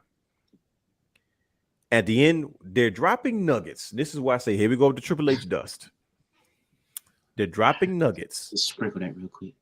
They're sprinkling. It's a little bit of it. They're sprinkling Triple H dust on it. My question to you, do what I got to do to win. I'm gonna do what I got to do to win. Yeah, you heard him barking and getting fired up, right? Right. How long before Montez Ford turns heel? Oh, because Triple H give you this story. We know it's coming, and we saw Fallout on Monday Night Raw because we saw him kind of cheat his way into that match with Seth Rollins a little bit. He kind of snaked his buddy for it. But did he turn heel, or do they swerve you and have Hawkins? Dawkins is not the guy, and I think we know that, and I think he has potential to be the guy. I'm not a Dawkins fan. Don't get me wrong. I never have been. I'm not either. But if you notice, Dawkins is barking more, and he's getting in shape now. He's getting in shape. When he pulled the straps down, he wanted to show you, look, I'm getting there, and he's been barking a lot more. Montez Ford, his match with. I watched his match with Seth Rollins that Monday after SummerSlam. That was a good match. And I said, oh yeah, he has a chance to be a singles. Like, that's my first time. Everybody kept saying, we always do the thing with who's going to be the best without the tag team. And you know, it's everybody assumes it's going to be him. Like we always say, just like, you know, one point people thought it was going to be Morrison over Miz, and look what happened. But I saw him for the first time, and I was like, I can see him as a singles heel right now. Like I can see him like literally like no nonsense, like I don't care, I'm tired of this stuff, whatever the case may be. But he reminds me. I think he got frozen for real this time. Yep, brother, he was frozen for real. You see that? But see, Dawkins you could put Dawkins in like a D'Lo Brown role where he's going to be that mid-carder, get the crowd going or whatever it may be. People will cheer for him. Because he could keep that same, give him the same music, have him come out, do his same stick. Sure. Give him a U.S. Intercontinental mid-card title. He's good. But Ford, you can give him the keys to the Ferrari and let him do it because he can talk, he can wrestle, and remember, you know how they like to keep the couples together. So whatever Bianca's doing, he's gonna be right there with her. Mm-hmm. So if she get drafted to SmackDown, she go back, he's gonna be the top guy on SmackDown. I think it's only a matter of time. I don't see him as like as a main event guy right now, but I see him because he's an entertainer, right?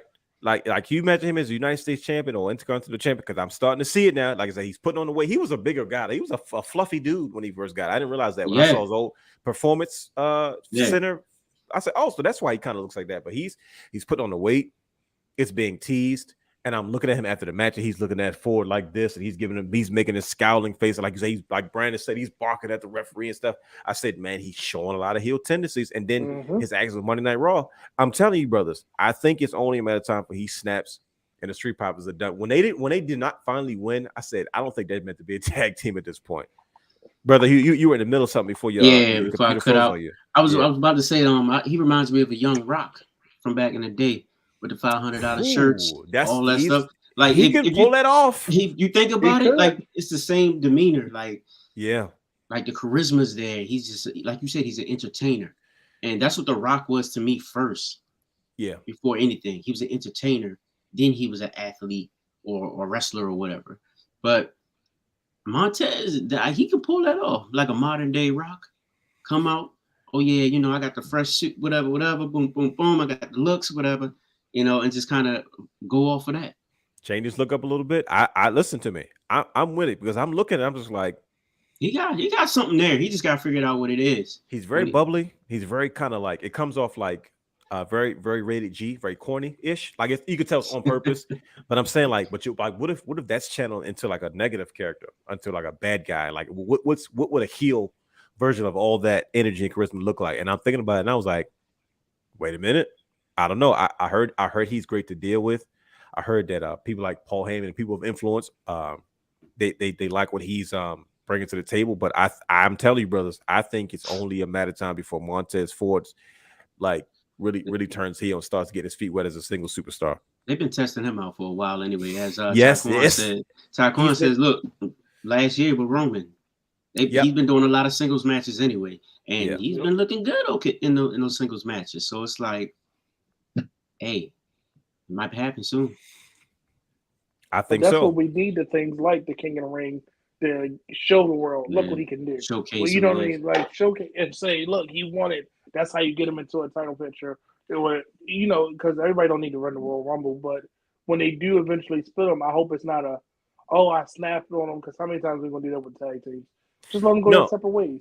And I think we'll eventually see that with like the Mysterios, because I don't think we need to see Dominic turn heel, because like, well, what's the point? Where do you go? Versus, but like Montez Ford, I'm like, no, I can see this guy becoming a heel. And like I said, can you imagine Montez Ford, King of the Ring? He looking like the Fresh Prince of Bel-Air. He gonna come out with a crown on his head, like big diamonds. Like I like I'm seeing like I'm harder on all the black wrestlers because I wanted to be a wrestler. So I'm like, if you're coming in, you're supposed to be the guy. I'm like, oh, if you're not better than me, you know. So right, you know, everybody kept saying, nah, Montez is this. I'm like, you know, he's extra, and he's extra, you know, jittery and excited, and you know, he's very charismatic. I guess that's the term I'm trying to use. But I saw it on Monday. I was like, I don't know what's so different about this particular match, but I think he can pull this off. But yeah, I'm telling you, I know Triple H, and I'm watching it. They're dropping the nuggets. They're about to get the Montez Ford turns here is going to be something different. So we get to the freaking main event, the whole shabizzle shabazzle. Roman Reigns versus Brock Lesnar, last man standing match. I'm gonna say this on first before I let you guys have at it. Wait a minute, hold on. We're not gonna talk about Seth Rollins. Hey. I was highly upset with that one.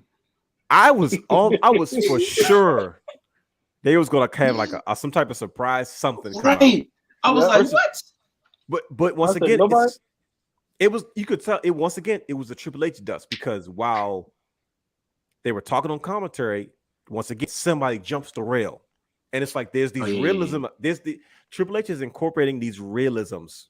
Right, that seems like, well, this is how you would naturally happen at a wrestling show, where they're talking and all of a sudden somebody jumps around, they look and they kind of stop, and Riddle sneaks in the ring.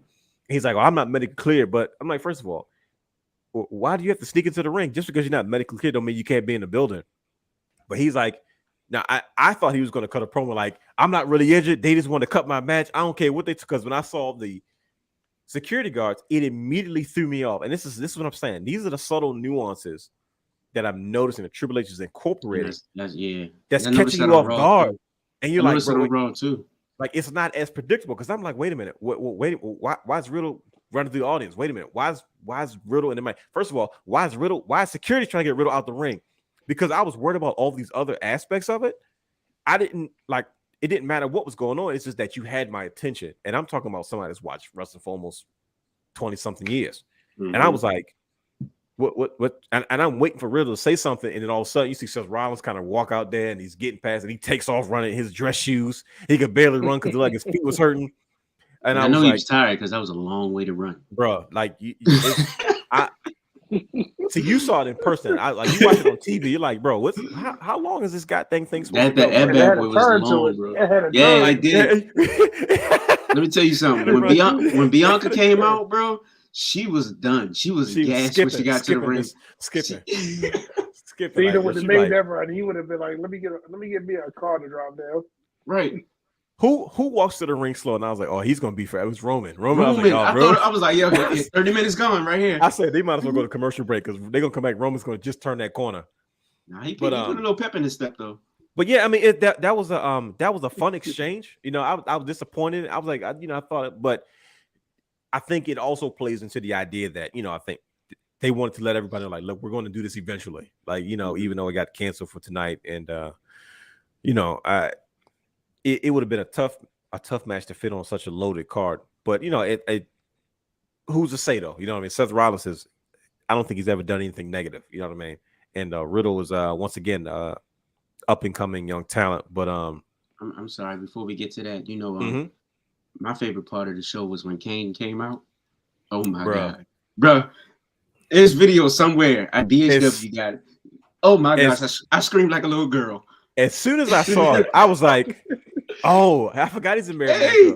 Now, see, I was like, I didn't know if he was going to get booed for his controversial tweets, right? But I didn't care. But see, when you go to a wrestling show, you're not there for politics, right? Like you're there for, like, you know, for that. And I was like, man, brother, he was in his world right now. I was gone. I felt like God was trying to make it up to you right. for that crazy trip. that heinous road trip you had to endure just to be there. Right. He did his little announcement. I thought he was going to roll out the ring. And I was like, oh, I get the pyro too? You got that too. Oh my God. See how he squealed. That's what we did. Say, most people don't see you like this when it comes to Kane and Dolph Ziggler, but Kane is that guy as far as he was concerned. That is his dude. But yeah, man. I got one other moment before you talk about the main event. What was it? What was that? We just scored. I know it was in the match you don't like, but I know you heard what Corey Graves said. I liked you better when you didn't have an opinion. Oh, you know, I was just thinking. I didn't know if to bring that up, but I'm glad you did. When Michael Cole, like, I love how they're poking fun at the way things used to be and how they're like, dude, this is a new day. Like, and I think people like Michael Cole need that because he's been there 25 plus years or whatever it's been. Yep. And he's already praised Pat McAfee, like, man, you have revived my career. Like, you've made this fun again. And now I think even like, once again, we're talking that Triple H does. That's what we call this. You notice that they're having much more realistic conversations. You know what I mean? They're not ignoring things. They're not like, for example, on SmackDown, when Baron Corbin came to harass Pat McAfee while he's at the commentator's desk, and Michael Cole would have stopped. Usually, you're not supposed to stop. You're supposed to call the action, regardless. Like, it's old school wrestling, right? And he's like, Michael Cole, I need to punch him in the face because I'm trying to do my job, and he's throwing stuff at me, but I'm supposed to sit here and not do anything about it. And even when Michael Cole's like, would you stop? Like, cut it out. Like, we're trying to do a job here. And I was like, oh, see, this is that realism once again. Because realistically, who's going to sit there and pretend like somebody's not throwing popcorn at him or saying slick stuff out the mouth to you and stuff like that? So I think the fact Triple H does is starting to show because I don't know if you caught what Xavier Woods said. The Viking Raiders have been the great tag teams in New Japan, ROH, and I was like, oh, we say New Japan now? I was same thing. IWGP. I'm sorry. I think he said IWGP. Yeah, he named the IWGP tag team, and we was like, wait a minute. Did he say that? We said it on WWE. Oh, okay. I was on SmackDown. Like, it's the dust. And once again, you talk about Viking Raiders, two guys, Triple H guys. Like, they're trying to get these guys a great tag team, one of my favorite tag teams of all time, and they just been watered down for a lot of different reasons. I don't blame them, and I don't blame WWE because the state of tag team wrestling is different. But I love the fact that they are working with New Day. The New Day and the Usos are the most established tag teams in WWE right now. And the fact that they're trying to get them going again, I'm like, well, good. Well, Triple H is in charge. Sprinkle that almighty Triple H dust, and we can get them going again. But like I say, it's these realism pieces that we're starting to hear. and see that's making the product much more realistic from a like fan. Like we're not as jaded as we used to be. Like we're kind of aware of those things, but they're not trying to ignore those things or hide from it or kind of insult the intelligence of the viewer. So, yeah, man, like I said, it just it's those things that kind of made this pay-per-view what it was. But this main event, the Pierre la Resistance, Brock Lesnar, Roman Reigns. We've seen this match 1,000 times, and yet they found a way to give us something completely different. I'm going to say this right now. Rock, Stone Cold, Mankind, Rock, I Quit match. Roman Reigns versus Brock Lesnar, last man standing. It's got to be probably my favorite last man standing match. That's yeah. It was something. First of all, we all know the spot. I saw something that I've never seen before. They told a different story. And it just fits so well. You got Farmer Brock coming out with a freaking tractor or whatever. Heck, what was that? What is that? What's that? Like it's that's not a tractor. It's a whatever bulldozer. That thing was. Yeah, whatever type construction bulldozer tractor thing that was. It made sense because it's freaking Taco said HBK versus Triple H last match Royal Rumble 04. That was a good one too. That was a good one. And that was, I can't believe he was this quiet when I was talking about the last man standing match. No, because think about it. He came out there like Farmer. Because you said it was the greatest one. I'm surprised you ain't mentioned. I thought he would have mentioned the greatest last man standing match. You're not going to say it? All right. Sorry, the realness. No, he's not. No, go ahead, Brandon. What? Go ahead. You do it for him. No. Go ahead. I was gonna let it slide, but you do it for him. He definitely took a shot at you because I remember last man standing match between Chris Jericho and Kane that had a similar ending. But we ain't gonna talk about not the tractor. The difference. I'm gonna tell you right now. This was a triple threat match with a tractor in it. That tractor was part of the match. You talking about Kane and you talking about Chris Jericho? This is a lose-lose fight for me. There's no way. There's no way in the world I'm gonna lose this one. Like, there's no way in the world I can win that one. Listen, very similar. It's not above being reused, but I mean, it was a good reuse. It was a fresh coat of paint, as they say in the business, right? Mm-hmm. I was thoroughly entertained from start to finish. I couldn't believe. I couldn't believe I was watching this match. I'm like, what? This is actually good.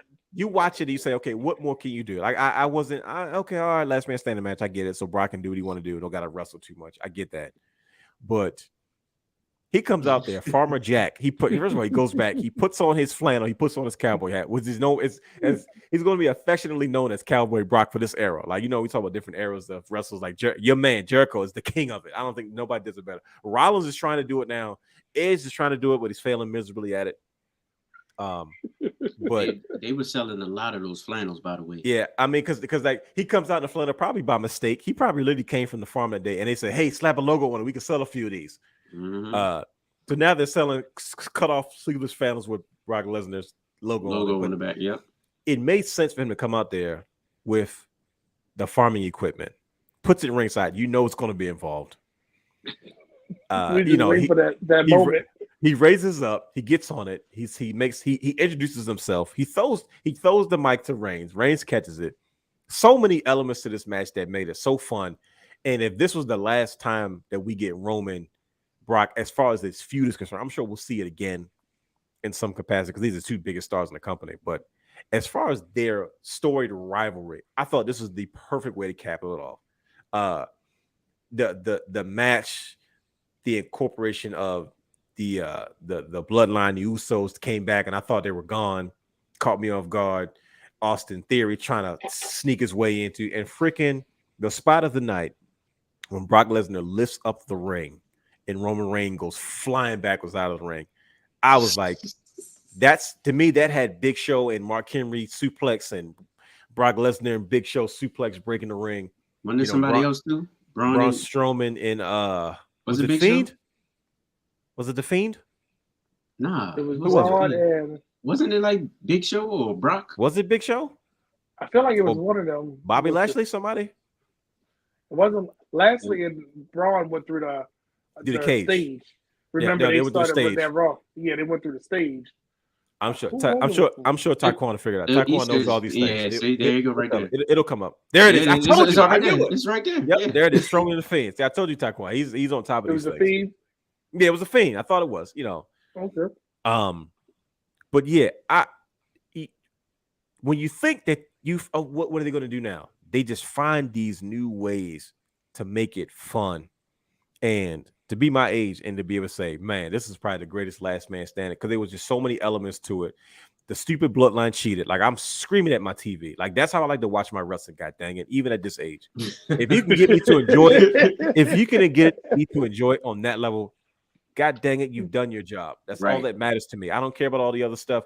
That's for the conversation. That's for the show like now and the text message that we all do. That's where that conversation goes. But when I'm in the moment and I see that, I'm like, bro, this is what makes it fun for me. Like, I'm waiting for, there's going to be a Tractor Little Farm action figure set with that in a Brock Lesnar action figure. There's no way in the world you're gonna sit there and tell me they're not gonna do that. They have to. It's gonna be a Funko Pop.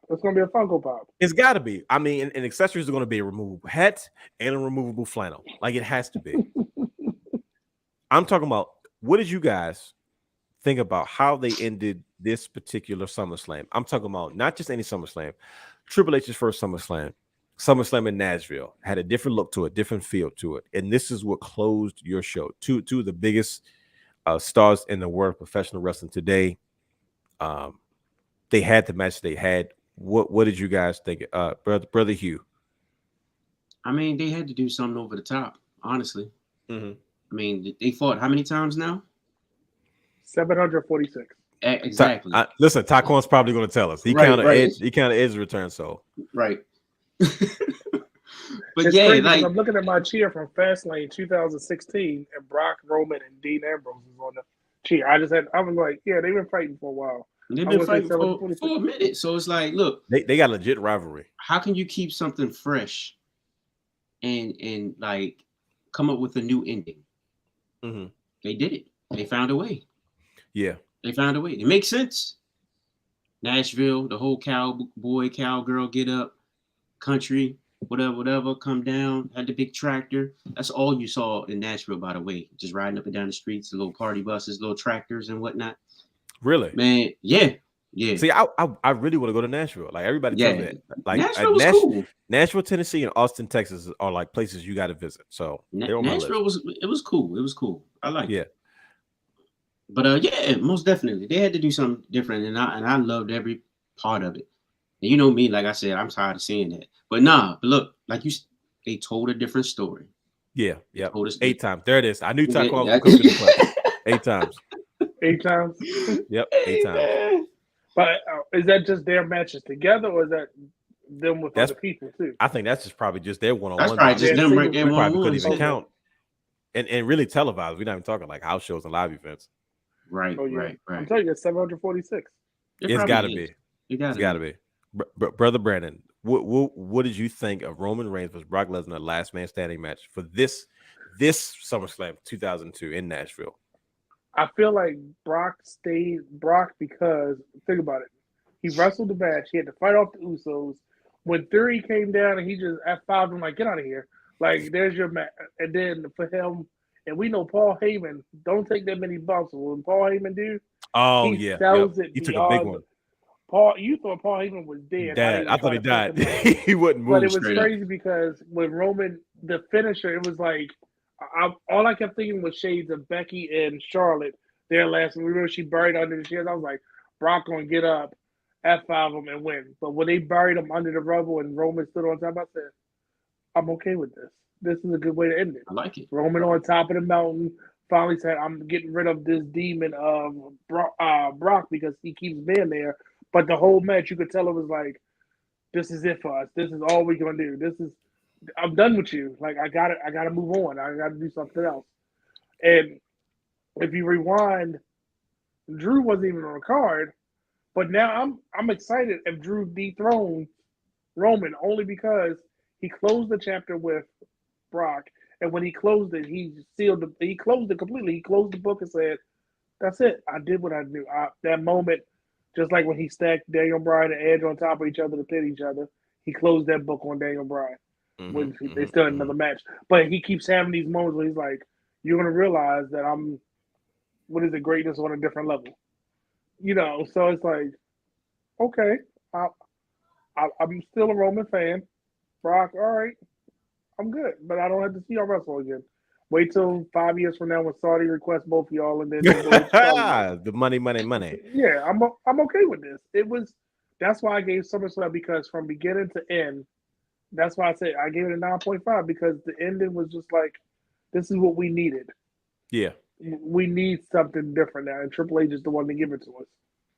No doubt, man. That was just it's unbelievable. Like I said, of course, big shout out to Triple H being the new guy in charge of creative, kind of overseeing and directing the vision for how this all went down. But I definitely enjoyed SummerSlam a lot. Like I said, we got a little bit of time left, so we're gonna rapid fire some of these other subjects. So we're gonna carry over into the following Monday Night Raw, right? And we're not gonna necessarily dig into the card per se, but we're going to use Monday Night Raw to explore some of these themes, some of these ideas of, what the WWE may look like now under Triple H's regime. We got into it a little bit last week, myself and Brother Hugh, but we're going to try to get in some specifics. So you brothers, good enough for that?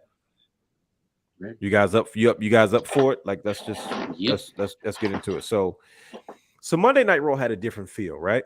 Once again, I think the word is opportunity, right? We saw AJ Styles and Mustafa Ali and Miz in a triple threat match. Now, the biggest thing I noticed was there's an emphasis on the United States Championship again, restoring prestige back to mid-card titles. And I know that's something that Brother Brandon has often, we've had these conversations 1,000 times. And like I said, Brandon will come out of his coma, he'll turn on the gas, and then if it ain't hot, he's cutting it off. You know what I mean? And he'll tell you exactly why. See, this is why. See, realness. You told me to come in my coma, and I watched it, and this is why I didn't like it. Not only does he break it down, he tells me exactly why he's not feeling. I'm telling you, I was on a job. I was on a job, and he was dropping off one of those titles to me, and we sat there for another 20 minutes, just spitfiring about all these things, and because that's where it is. And he went right back to his wrestling. I can't do this. I got to get into something else. I'm going back into my coma. All right, listen, you got to go back to work. So I exactly him. Yeah.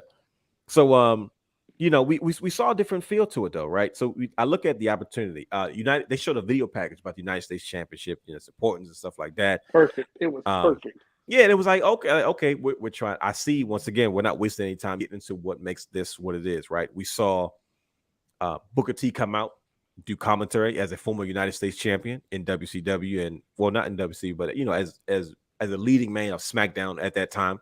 You know what I mean? One of my favorite runs is that Booker T United States Championship run he had. When he was around the time he was beefing with like Boogeyman and Kennedy and Undertaker, right? And they made these series of matches to decide who will be the number one contender for the United States Championship, right? So we see Seth Rollins versus Montez Ford, and then later we have Dolph Ziggler versus Chad Gable versus Tommaso Ciampa. So we're looking at the way Raw has been booked.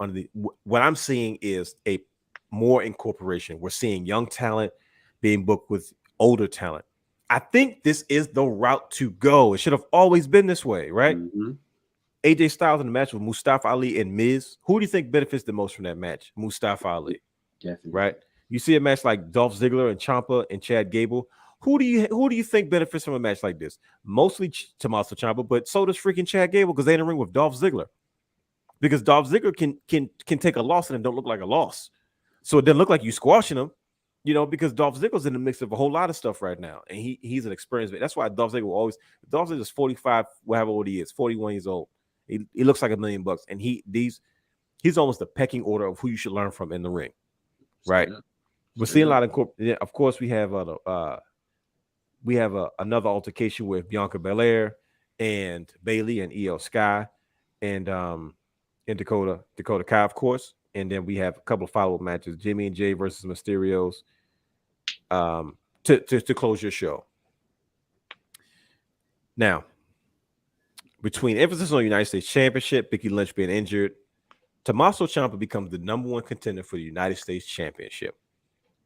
Triple freaking H isn't wasting any time. Now, is he? Brother Brandon, what do you think about the way that Raw was booked after SummerSlam? This is his first Raw after SummerSlam, after his first show last week at Madison Square Garden underneath the helm, or at the helm, I should say. And also speak to like NXT call-ups finally being integrated to the main roster the correct way.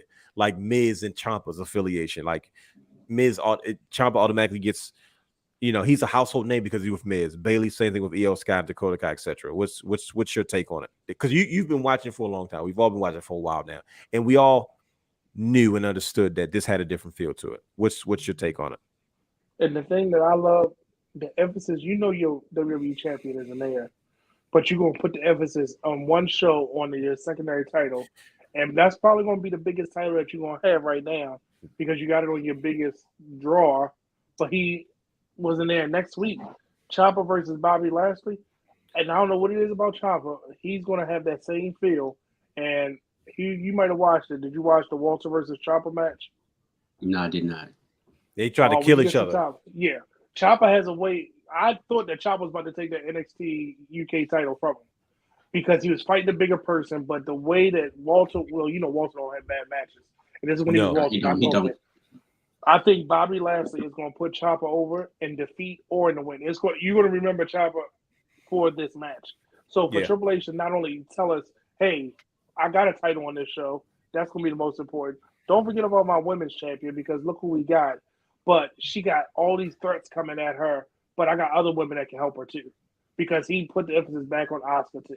He put the emphasis, he let you know, hey, I got women on this show that's going to be involved in some stuff that's not necessarily with the title. But it just felt from that point, even with Mustafa Ali doing his 450 that we haven't seen him do in a while. Into the Styles Clash. That was a TNA moment there. Yeah, it was. That felt like a TNA moment when I saw that. Oh, that was very Samoa Joe, Christopher Daniels, and AJ Styles in 06. I felt like I was like, well, he did. I was happy. I was happy that Mustafa is back. I would love to see him in a program for the United States title, even with him. Like back in the day when the Intercontinental title was between Randy Orton, Jeff Hardy, John Morrison, all of those guys fighting for the Intercontinental title. You wanted to see more. I want to see what they're going to do with the U.S. title now because you have that dynamic that you could say former champions, somebody chasing the title, give them that. Don't play hot potato with the belt, but it's like I want to see next week what's going to happen. I'm dying to say, okay, what you going to do because in three dynamics, you got the women, not even the women's champion, just the women wrestling. You got the United States title, and then you now got what Rhea Ripley going to do next week, the Mysterios. Because Edge speared Dominic. Poor Dominic, he's just a punching bag. And she put the figure four leg lock around his neck. I want to know what's going to happen next. So it gave me a different – I'm intrigued. Yeah, she's causing a lot of trouble because I know for a fact Raven's there looking around like, what just happened? He's old, so he can't figure it out. But no, and I think that, I'll say this, though. That's how big of a compliment to Triple H that is, that Brandon, the guy. That's his name, Brandon, the guy, because he's the guy and his last name is Guy. has gave I don't remember last time he has given this much praise or like to anything WWE related in like that is true. Time. That is true. Not like brother, you know what I'm talking about. Not a whole show. He likes spots, anything to do with Jericho, but to give a whole show this, but brother, what's your take on it? I did like NXT. Be fair, I did like NXT. Yeah, Black and gold. Once again, and who was running NXT? Black and gold. Trips. But before you go, brother, you mentioned Alexa Bliss and Asuka. I knew something was up because he let them go out there and have an old-fashioned wrestling match. First of all, they showed off for like 15 minutes before those other girls got involved. They went out there, they both were faces, they kind of dapped each other up, old school Ring of Honor style, and they was out. I said, "Oh, they out there wrestling," and it's like Asuka said, "I'll be here. Remember me? Don't forget me. I'm good." We talked about it on those Wrestling Girls podcasts, is that Asuka's so good they have to tone her down because she would outshine everybody. And Bailey's another one, you know what I mean? So it's like you can't keep putting her and stuff for 2 months because she's going to steal the freaking show. I say this to this day, her and Charlotte Flair could have main evented that WrestleMania. That could have been the very first women's main event, like outside of Sasha and everything else.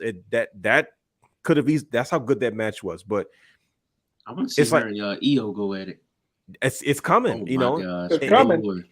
And that's the thing. Like Stardom fighting each other. There's gonna be a Stardom match. Exact and see, hardcore fans know that, and then the audience get reintroduced to like, oh, we didn't realize women could be booked like this, because like you said, it's not just this girl wants to face Bianca Belair for the title and this one, like, nah, it's like, bro, they incorporated in they're involved in the show, not just in the women's section of the show. They're just involved in the show. But brother Hugh, what's your take? You on this obvious Triple H influence Monday Night Raw after your devastating trip to SummerSlam, but at least you enjoyed yourself. Sorry, I had to slide that in real quick. Sorry, buddy. After your bus ride from you know where, right? The nether parts region. Unknown. There you go. Parts unknown. Oh man, I enjoyed myself, man. That show was great, bro. I ain't even gonna lie. But and he's another one. He usually doesn't like the whole show either. For him to say that, you know, he's like, he's the one to say, man, it was all right. You know, it was cool. This part was cool, he would be griping about the same thing. Like, man, I just want good wrestling. Hughes, said, I just want a good show. Why can't you just give us a good show? See, I'll put my best before, but he's like, it was all right. That was corny. He's wrong. So, but for you to say that, man, I already know. But I'm sorry, I didn't mean to cut you off. But go ahead. And, no, you good, you good. Like at this point, I'm just excited to see what's next. Triple H, he had, like you said, he has the dust over everything, man. Like you can see the differences, just small differences, as in like we was talking about the realism, like when Becky Lynch got jumped. You have the cameraman running through the back, you know, all distorted, like on Cops or something. There you go. They, oh my God, what's going on? And you see her getting jumped, and like you haven't seen that in so long. And I'm like, oh, that small detail right there puts a lot on the table, you know, for us wrestling fans. And I'm like, man, I'm liking what I see so far, especially the women's division. You know how I am when it comes to the ladies, you know, in sports and entertainment or whatever. This women's division is about to be crazy. No, I think so, because you think about it, Triple H is the one who showed us how to do it. Like, oh no, this is how you book the women, and it doesn't have to be like in women's storylines. Like we can, you know, this is, and I think if anybody has an opportunity to do it, Triple H is that dude. But I think it's going to make everyone easier to work with. Like I said, I think it's going to change the atmosphere. It's not going to be so much of a gatekeeper situation, old boys club type thing. You know, Triple H is like, I'm open to everything. Right. You know, of course, he's going to make the final say about a lot of things, but I think if he at least gives ear to those who are participating, and not just top guys, you know what I mean, or not people that earn their keep, but you know, I think once you earn that space, you deserve that leeway, which is Bailey kind of tweeted something. I was like, you know, in, you know, something of lines of control, like, you know, this is, and I think that's what's going to draw a lot of people kind of either back to wrestling, or a lot of the former superstars that may be available. You know, sorry, Adam Cole and Aleister Black. First thing Tony Khan says is, hey, by the way, I don't know why you guys think magically they're going to go over there. I locked those guys for 4 years, and I blocked Aleister Black for 5 years. I'm like, okay, well, sure, Chris, everybody's dream, but guess what? In 5 years and 4 years, they're going to be bigger stars than they were now, and guess what? They're going back, buddy, unless you break the bank. But we're not going to get into that right now. But yeah, I have one question though. By all means, what superstars? I don't want to say suffer, but what superstars are not going to get pushed as much now? And you know the crazy part, because the next thing on the rundown was kind of the opposite of that. But like we'll start with that. That's even better. So this is why Brother Hugh's the guy. I think. See, this is. I already have one guy. Go ahead. You go ahead. I'm a bounce off you. I don't even know how to say it. Is it Omos? Omos? Yeah. He's the top one right there, bro. I'm going to tell you how main event. I think that's how they're going to. I'm just going to tell you how I think they're going to fix that though. I think those guys like I get making new stars, but like sometimes the inexperienced guys are just inexperienced. Right. I think Triple H is going to make us forget about that by giving us something else in return. Black Ninja. Yeah, you know what I mean. I think we'll. He said yeah. He said yeah. Like he was 7 foot dressed in a whole like ninjutsu gi. Yeah, he was. But yeah, I found that suit. Yeah, where like who somebody made that. They didn't find that. Like he's 7'3", 800 pounds. But that's actually a good question, man. I don't know. Like I try to think about who was Vince kind of pushing that they're probably going to kind of cool off a little bit. And what about Riddle? I think he's going to repackage Theory. He's going to repackage Theory. I don't think he's going to do a thing with Theory or Riddle because those are all NXT guys. Vince just happened to see them, like he just happened to see. I think they're making them pay their dues. They're going to have to wait You know what I mean? Mhm. Because But I they're think like, with Theory, he's going to change him to what he was and evolve. Put him yeah, back to what he was trying to make. Because remember, Theory got yanked. Theory and Early. Ridge Holland Oh, that's got right. yanked very Yeah. early. because And remember, then he sent Theory back and he put him with Johnny Gargano. there you go. Yep. But remember, Theory was with Seth at first, wasn't he? Yes, he was. No, Him. he was Angel Nah. Garza and Yeah. Selena Vega Yeah. and Andrade. He was one of them, right? Yeah, he was one of them. And then he And then he got during the pandemic, he started running with Seth Rollins and Buddy Murphy for a little bit. That's when he got sent back down to NXT. And then the AOP, they were supposed to do the same thing. Then they ended up getting cut. Yeah. So like Seth But I was think- he was about to have a whole young stable, to be honest with Yep. you. Buddy Murphy, Austin Theory, AOP. But go ahead, brother Brandon. You already say something? No, I'm saying I think that Omar and the days of shoving people down our throat, I think, is gone because Vince was going to he was not going to give on people that Omar. And I was so scared that it was going to be a Great Khali moment. I was about to say, man, I was he feeling was like awesome. Giant Gonzalez and Great Khali vibes all over again. Because it's one thing to be a monster heel, but don't be a monster heel that can't do anything. Right. They're literally just, oh, look at me, I'm just tall. It's not that type of wrestling anymore. It's okay to have a 5'7" guy that steals the show that can move some merchandise for you. Everybody ain't gotta be jacked up and all. Look Sure. at this because look at Kevin Owens. Yeah. He could be your top guy anytime. Yeah, I think that Triple H will have him in his back pocket. That when it's time to be, who's my next star that I build up? Insert to Kevin Owens. Is it But true? Is it true? I'm sorry. Is it true that they showed a Kevin Owens package before SummerSlam or something like that? They showed Yes, it during. during Yes. SummerSlam. So he got like an old school vignette joint jump off like Yeah. Yeah. See It was like his highlights, but it was like, okay, There we don't go. forget about me. I'm here. Nah, I think they're gonna get him back. Like, first of all, he was at such a high. Like after working with Austin, it was like we don't know what to do with you now. But I think they're gonna get him back on track though. But I like that idea though. I guess on the reverse end, as we kind of start to wrap this up a little bit, I know it's getting late. Appreciate you brothers hanging in there with us. But we had to get this all done. There's a lot to unpack, and we had a special guest today, Brandon, the guy. Brandon, the guy. That's what it is. Brandon, the guy.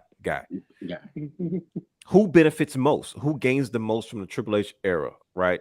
And how does that make a difference in superstars' impact? Now, this is and specifically like say like body transformations. Brandon brought this up, in his notes for the rundown.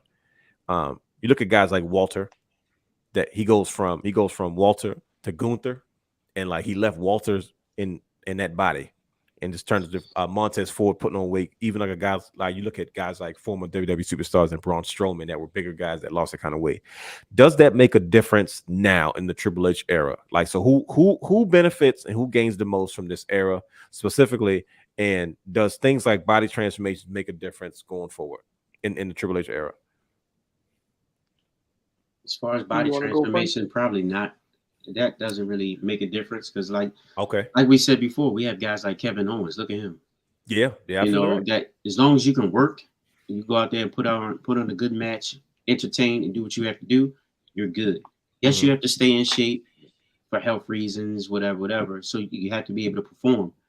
But if you can do that to a higher degree, you're good. I mean, that's straight up, point blank, period. So but I think now that Vince is gone, because a lot of people were doing that to gain his attention. Because look at Pete Dunne. Pete Dunne, there was nothing wrong with Pete Dunne. No. And then all of a sudden he's got he's leaner, and now looks he's on smaller. the main roster. Yeah, he looks like a smaller guy. You know, and the thing is, like, if you look at people like Drew McIntyre, he left, came back and said, "Hey, look how much muscle mass I put on." Bobby Lashley stayed exactly the same. Jinder Mahal's another one too. Jinder Mahal, he went overnight, came Maharashi. back, and said, "Look at me." But he did it to gain Vince McMahon attention. I think what's going to gain Triple H attention is what can I do with this person, it's your work, male or female? Because think about it, he took, and I hope that he does things like bring the Mae Young Classic back, bring back the Cruiserweight Class. I hope he brings certain things back that puts the spotlight on the product, because from the Mae Young Classic, we forgot Shayna Baszler's today. We didn't even get to the SmackDown portion. He already got his whole NXT roster on SmackDown, plus Natalya. If you really think about it, that's what he got on SmackDown. Yeah, pretty much. And then look at the male side. So you think about it, I think that the body portion of it, like, do they need to do things? No, but when they do it, they did it to impress Vince, to get his attention. It worked for that time because everybody that did it, look what happened. Braun became a Universal Champion. Yeah, Jinder Mahal became. I enjoyed. I've always been a Jinder, but nobody else is though. Nobody else is though. Everybody hates Jinder. Oh, he's one of the worst. I'm like, I enjoyed him. I enjoyed Jinder and AJ in 2016. Sheesh. Did you? I did. Like I was, AJ was my guy. He was a top guy, and Jinder Mahal was somebody that was finally a top guy. So but I don't say anything about the matches, but the presentation was good. But Randy put him over. I'll give him to Randy. Randy definitely made sure he put him over. Randy was up very high on Jinder Mahal, but I think you guys have huge points though. I think Walter needs to bulk up some. I appreciate the lean version of Walter, but Gunther needs to put on some weight again. It's not Walter. Not the NXT UK champion for what, 700 plus days? Yeah, exactly. It was dominant. But like I said, I'm open to Gunther. I'm getting there. It took a while, brother. You tell him it took me a while. Yeah, it took him a long time. Yeah. Yeah, but I'm getting there. You see that? Yeah. Do we get Butch repackaged? Well, see that Taquan, I'm glad you brought that up because now we're going to get into as we wrap this up, we're going to get into some of the rumors, right? We're gonna talk about some of these returnings. Like let's address some of these rumors. Right, it's out there. They said Naomi and Sasha Banks are rumored to have agreed to new deals to return.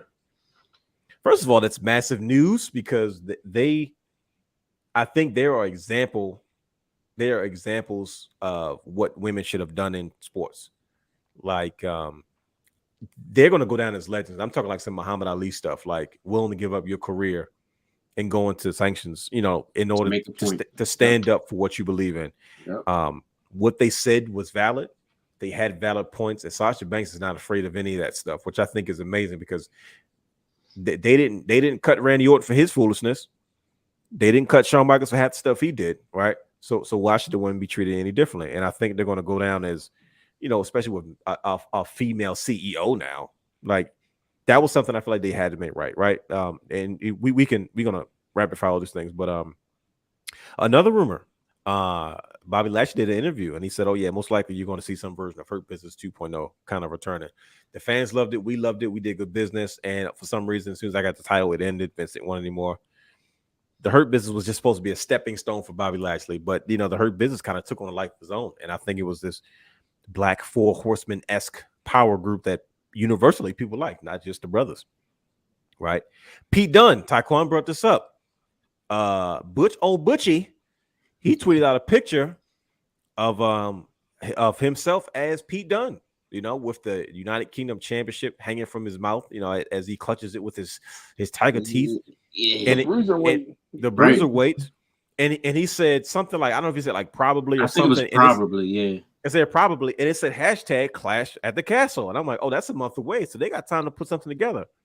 And like I said, Kevin Owens package and Johnny Gargano as a free agent. What do you guys make of all these rumors, man? Like I'm combining some subjects together, but I know with the new Triple H era and the legitimate McMahon Helmsley era kind of upon us, what do you guys, what do you guys think of these rumors? Real quick, I'll say real quick.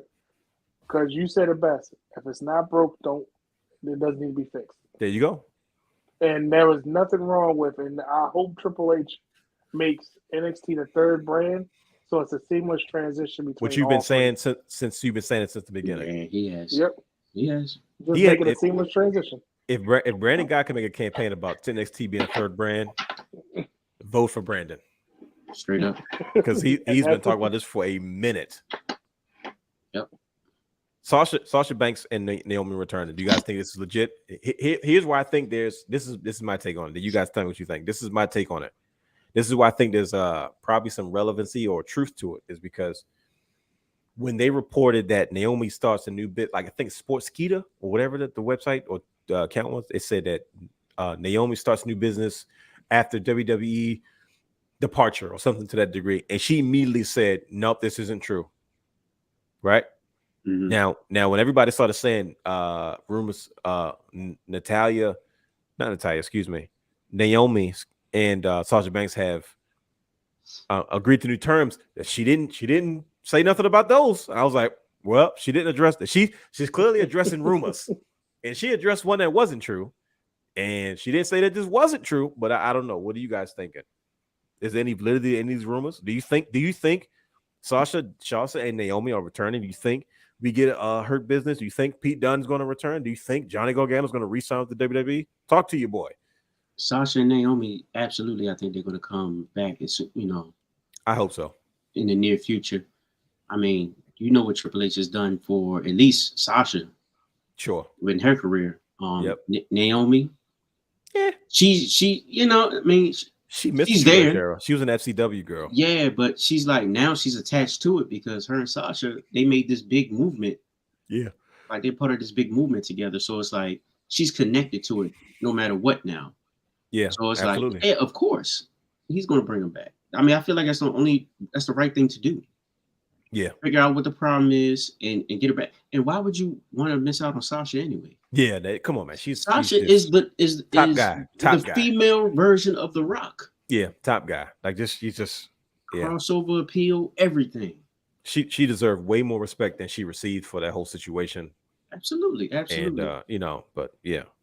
Johnny, I honestly expect all of these rumors to come true. Okay, that's fair. I'm gonna be real with you. Mm-hmm. Brother Brandon, what? Go ahead. No, go ahead. I Brother think Brandon. Johnny comes back in the Royal Rumble. Oh, He's still time with himself. He's still a little fella. He's still a baby. He's a little fella. Yeah, I think he comes back in the Royal Rumble because Triple H has enough dust to sprinkle between now and next year. He can't give us all of it at once, but I think Sasha and Naomi definitely come back because here's the thing: it was broken news that they resigned, right? Right. Survivor Series coming up. You're gonna need to put some traditional Survivor Series matches together, but also you got a female in charge now, right? Yes. She got to calm some of these rumors down. She got to calm some of this stuff down. And her being the one, I wouldn't be surprised if she didn't come say, they're coming back and they're coming back as Survivor Series. You know what I mean? Because if Naomi music hit, Sasha music hits. Sasha music hit, Naomi music. So they got to bring them back as a package, but in some kind of way that, here you go, fans, we're giving it back. But not this. I think he's got some time, and slowly but surely we'll see some things happening. But we don't need it all at one time. We just need to trust the process. Isn't that the thing? But I think Johnny will be the surprise entrance at the Royal Rumble. No, man. I sure hope so. Like I said, between him and Cody, I think Triple H is going to show off at the Rumble. Like Rumbles are good. They were good under Vince. So like, I can only imagine. Triple H at the Rumble. Yeah, come on now. He's like, what can I do that the old man didn't do? Right. Yep. But yeah, man. I think all valid things, man. Would you guys wouldn't mind seeing Hurt Business 2.0? Would you like with Omos as number 5? I was about to say, yeah, he definitely has to be in it. He's got to be the muscle. Like he's not. I don't say he's not good for anything else, but there's still so much he has to learn. And like, imagine Hurt Business and then having him. Yeah. But who's your members? Are you gonna go back to Shelton? Yeah. I'm bringing the whole crew back because first of all, you got two Shelton and Cedric gonna take all the bumps, and then Omos does all the big heater stuff, and then you still got Bobby Lashley as the focal point and MVP as the mouthpiece. I was about to say, do you bring MVP back as the mouthpiece? Yeah, why not? How would you bring that back? Easy. Let Bobby Lashley lose and not get a rematch. Let him get pissed again and say, there we go, this bull spit. Okay. Like at something to that degree. Whatever you got to do. I don't like face Bobby Lashley. Let me just put that out there. I don't like this. You don't like the big just. No. I'm trying to figure out what I'm doing each time. I don't like it. I got to do something. I got to do something different. And just like remember, I'm gonna tell you something crazy. Ever since Adam Cole had that promo against Karrion Kross.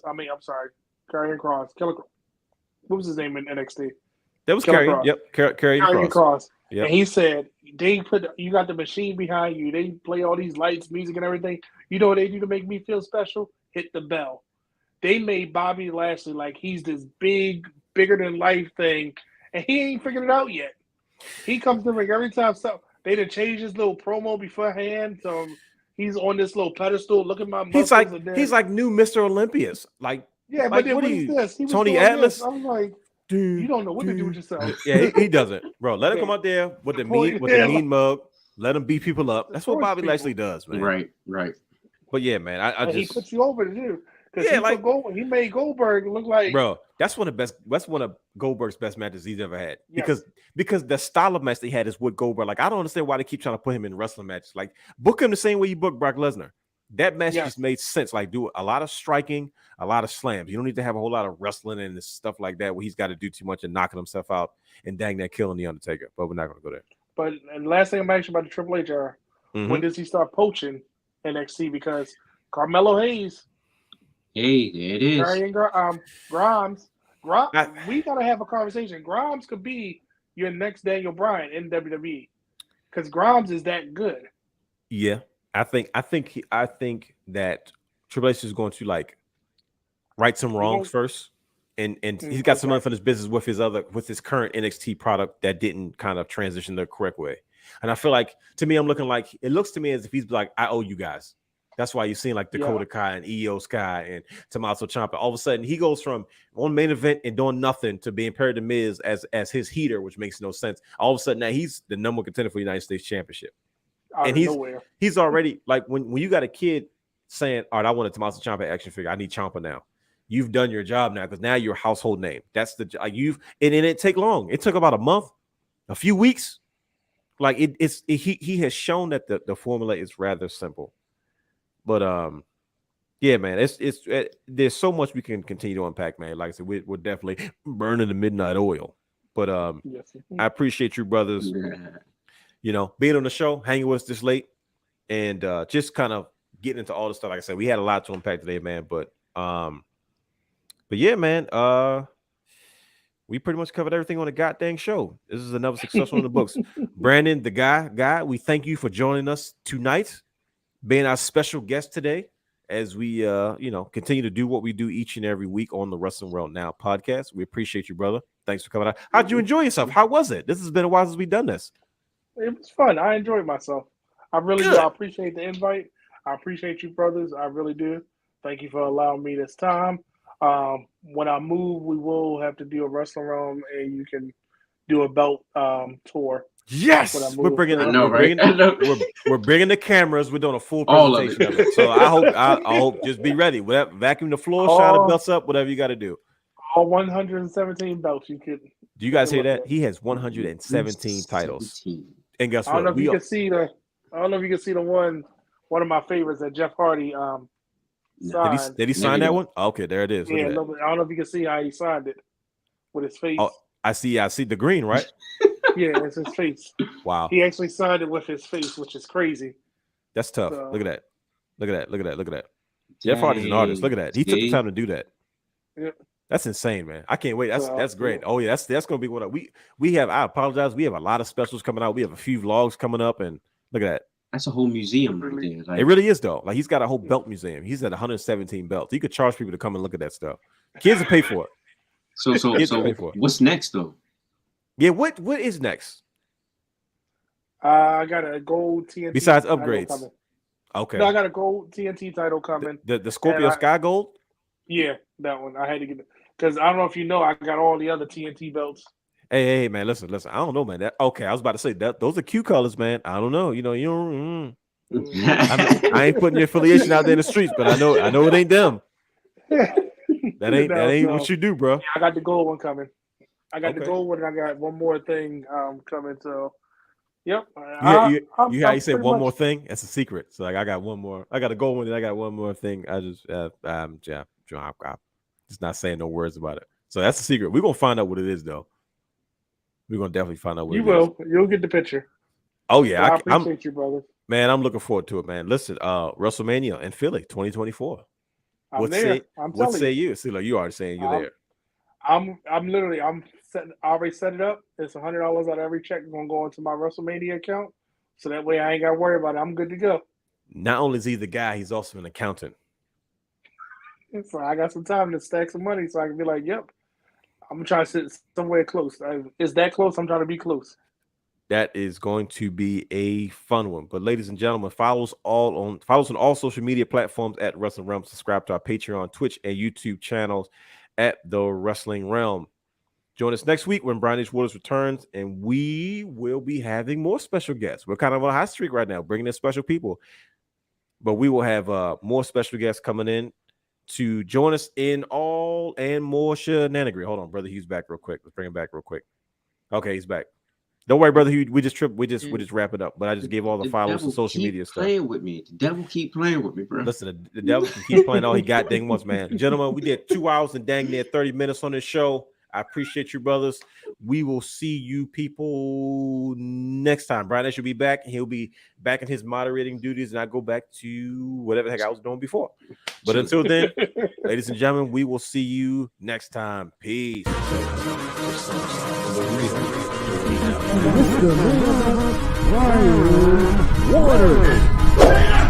Houston, we have a problem. Yes!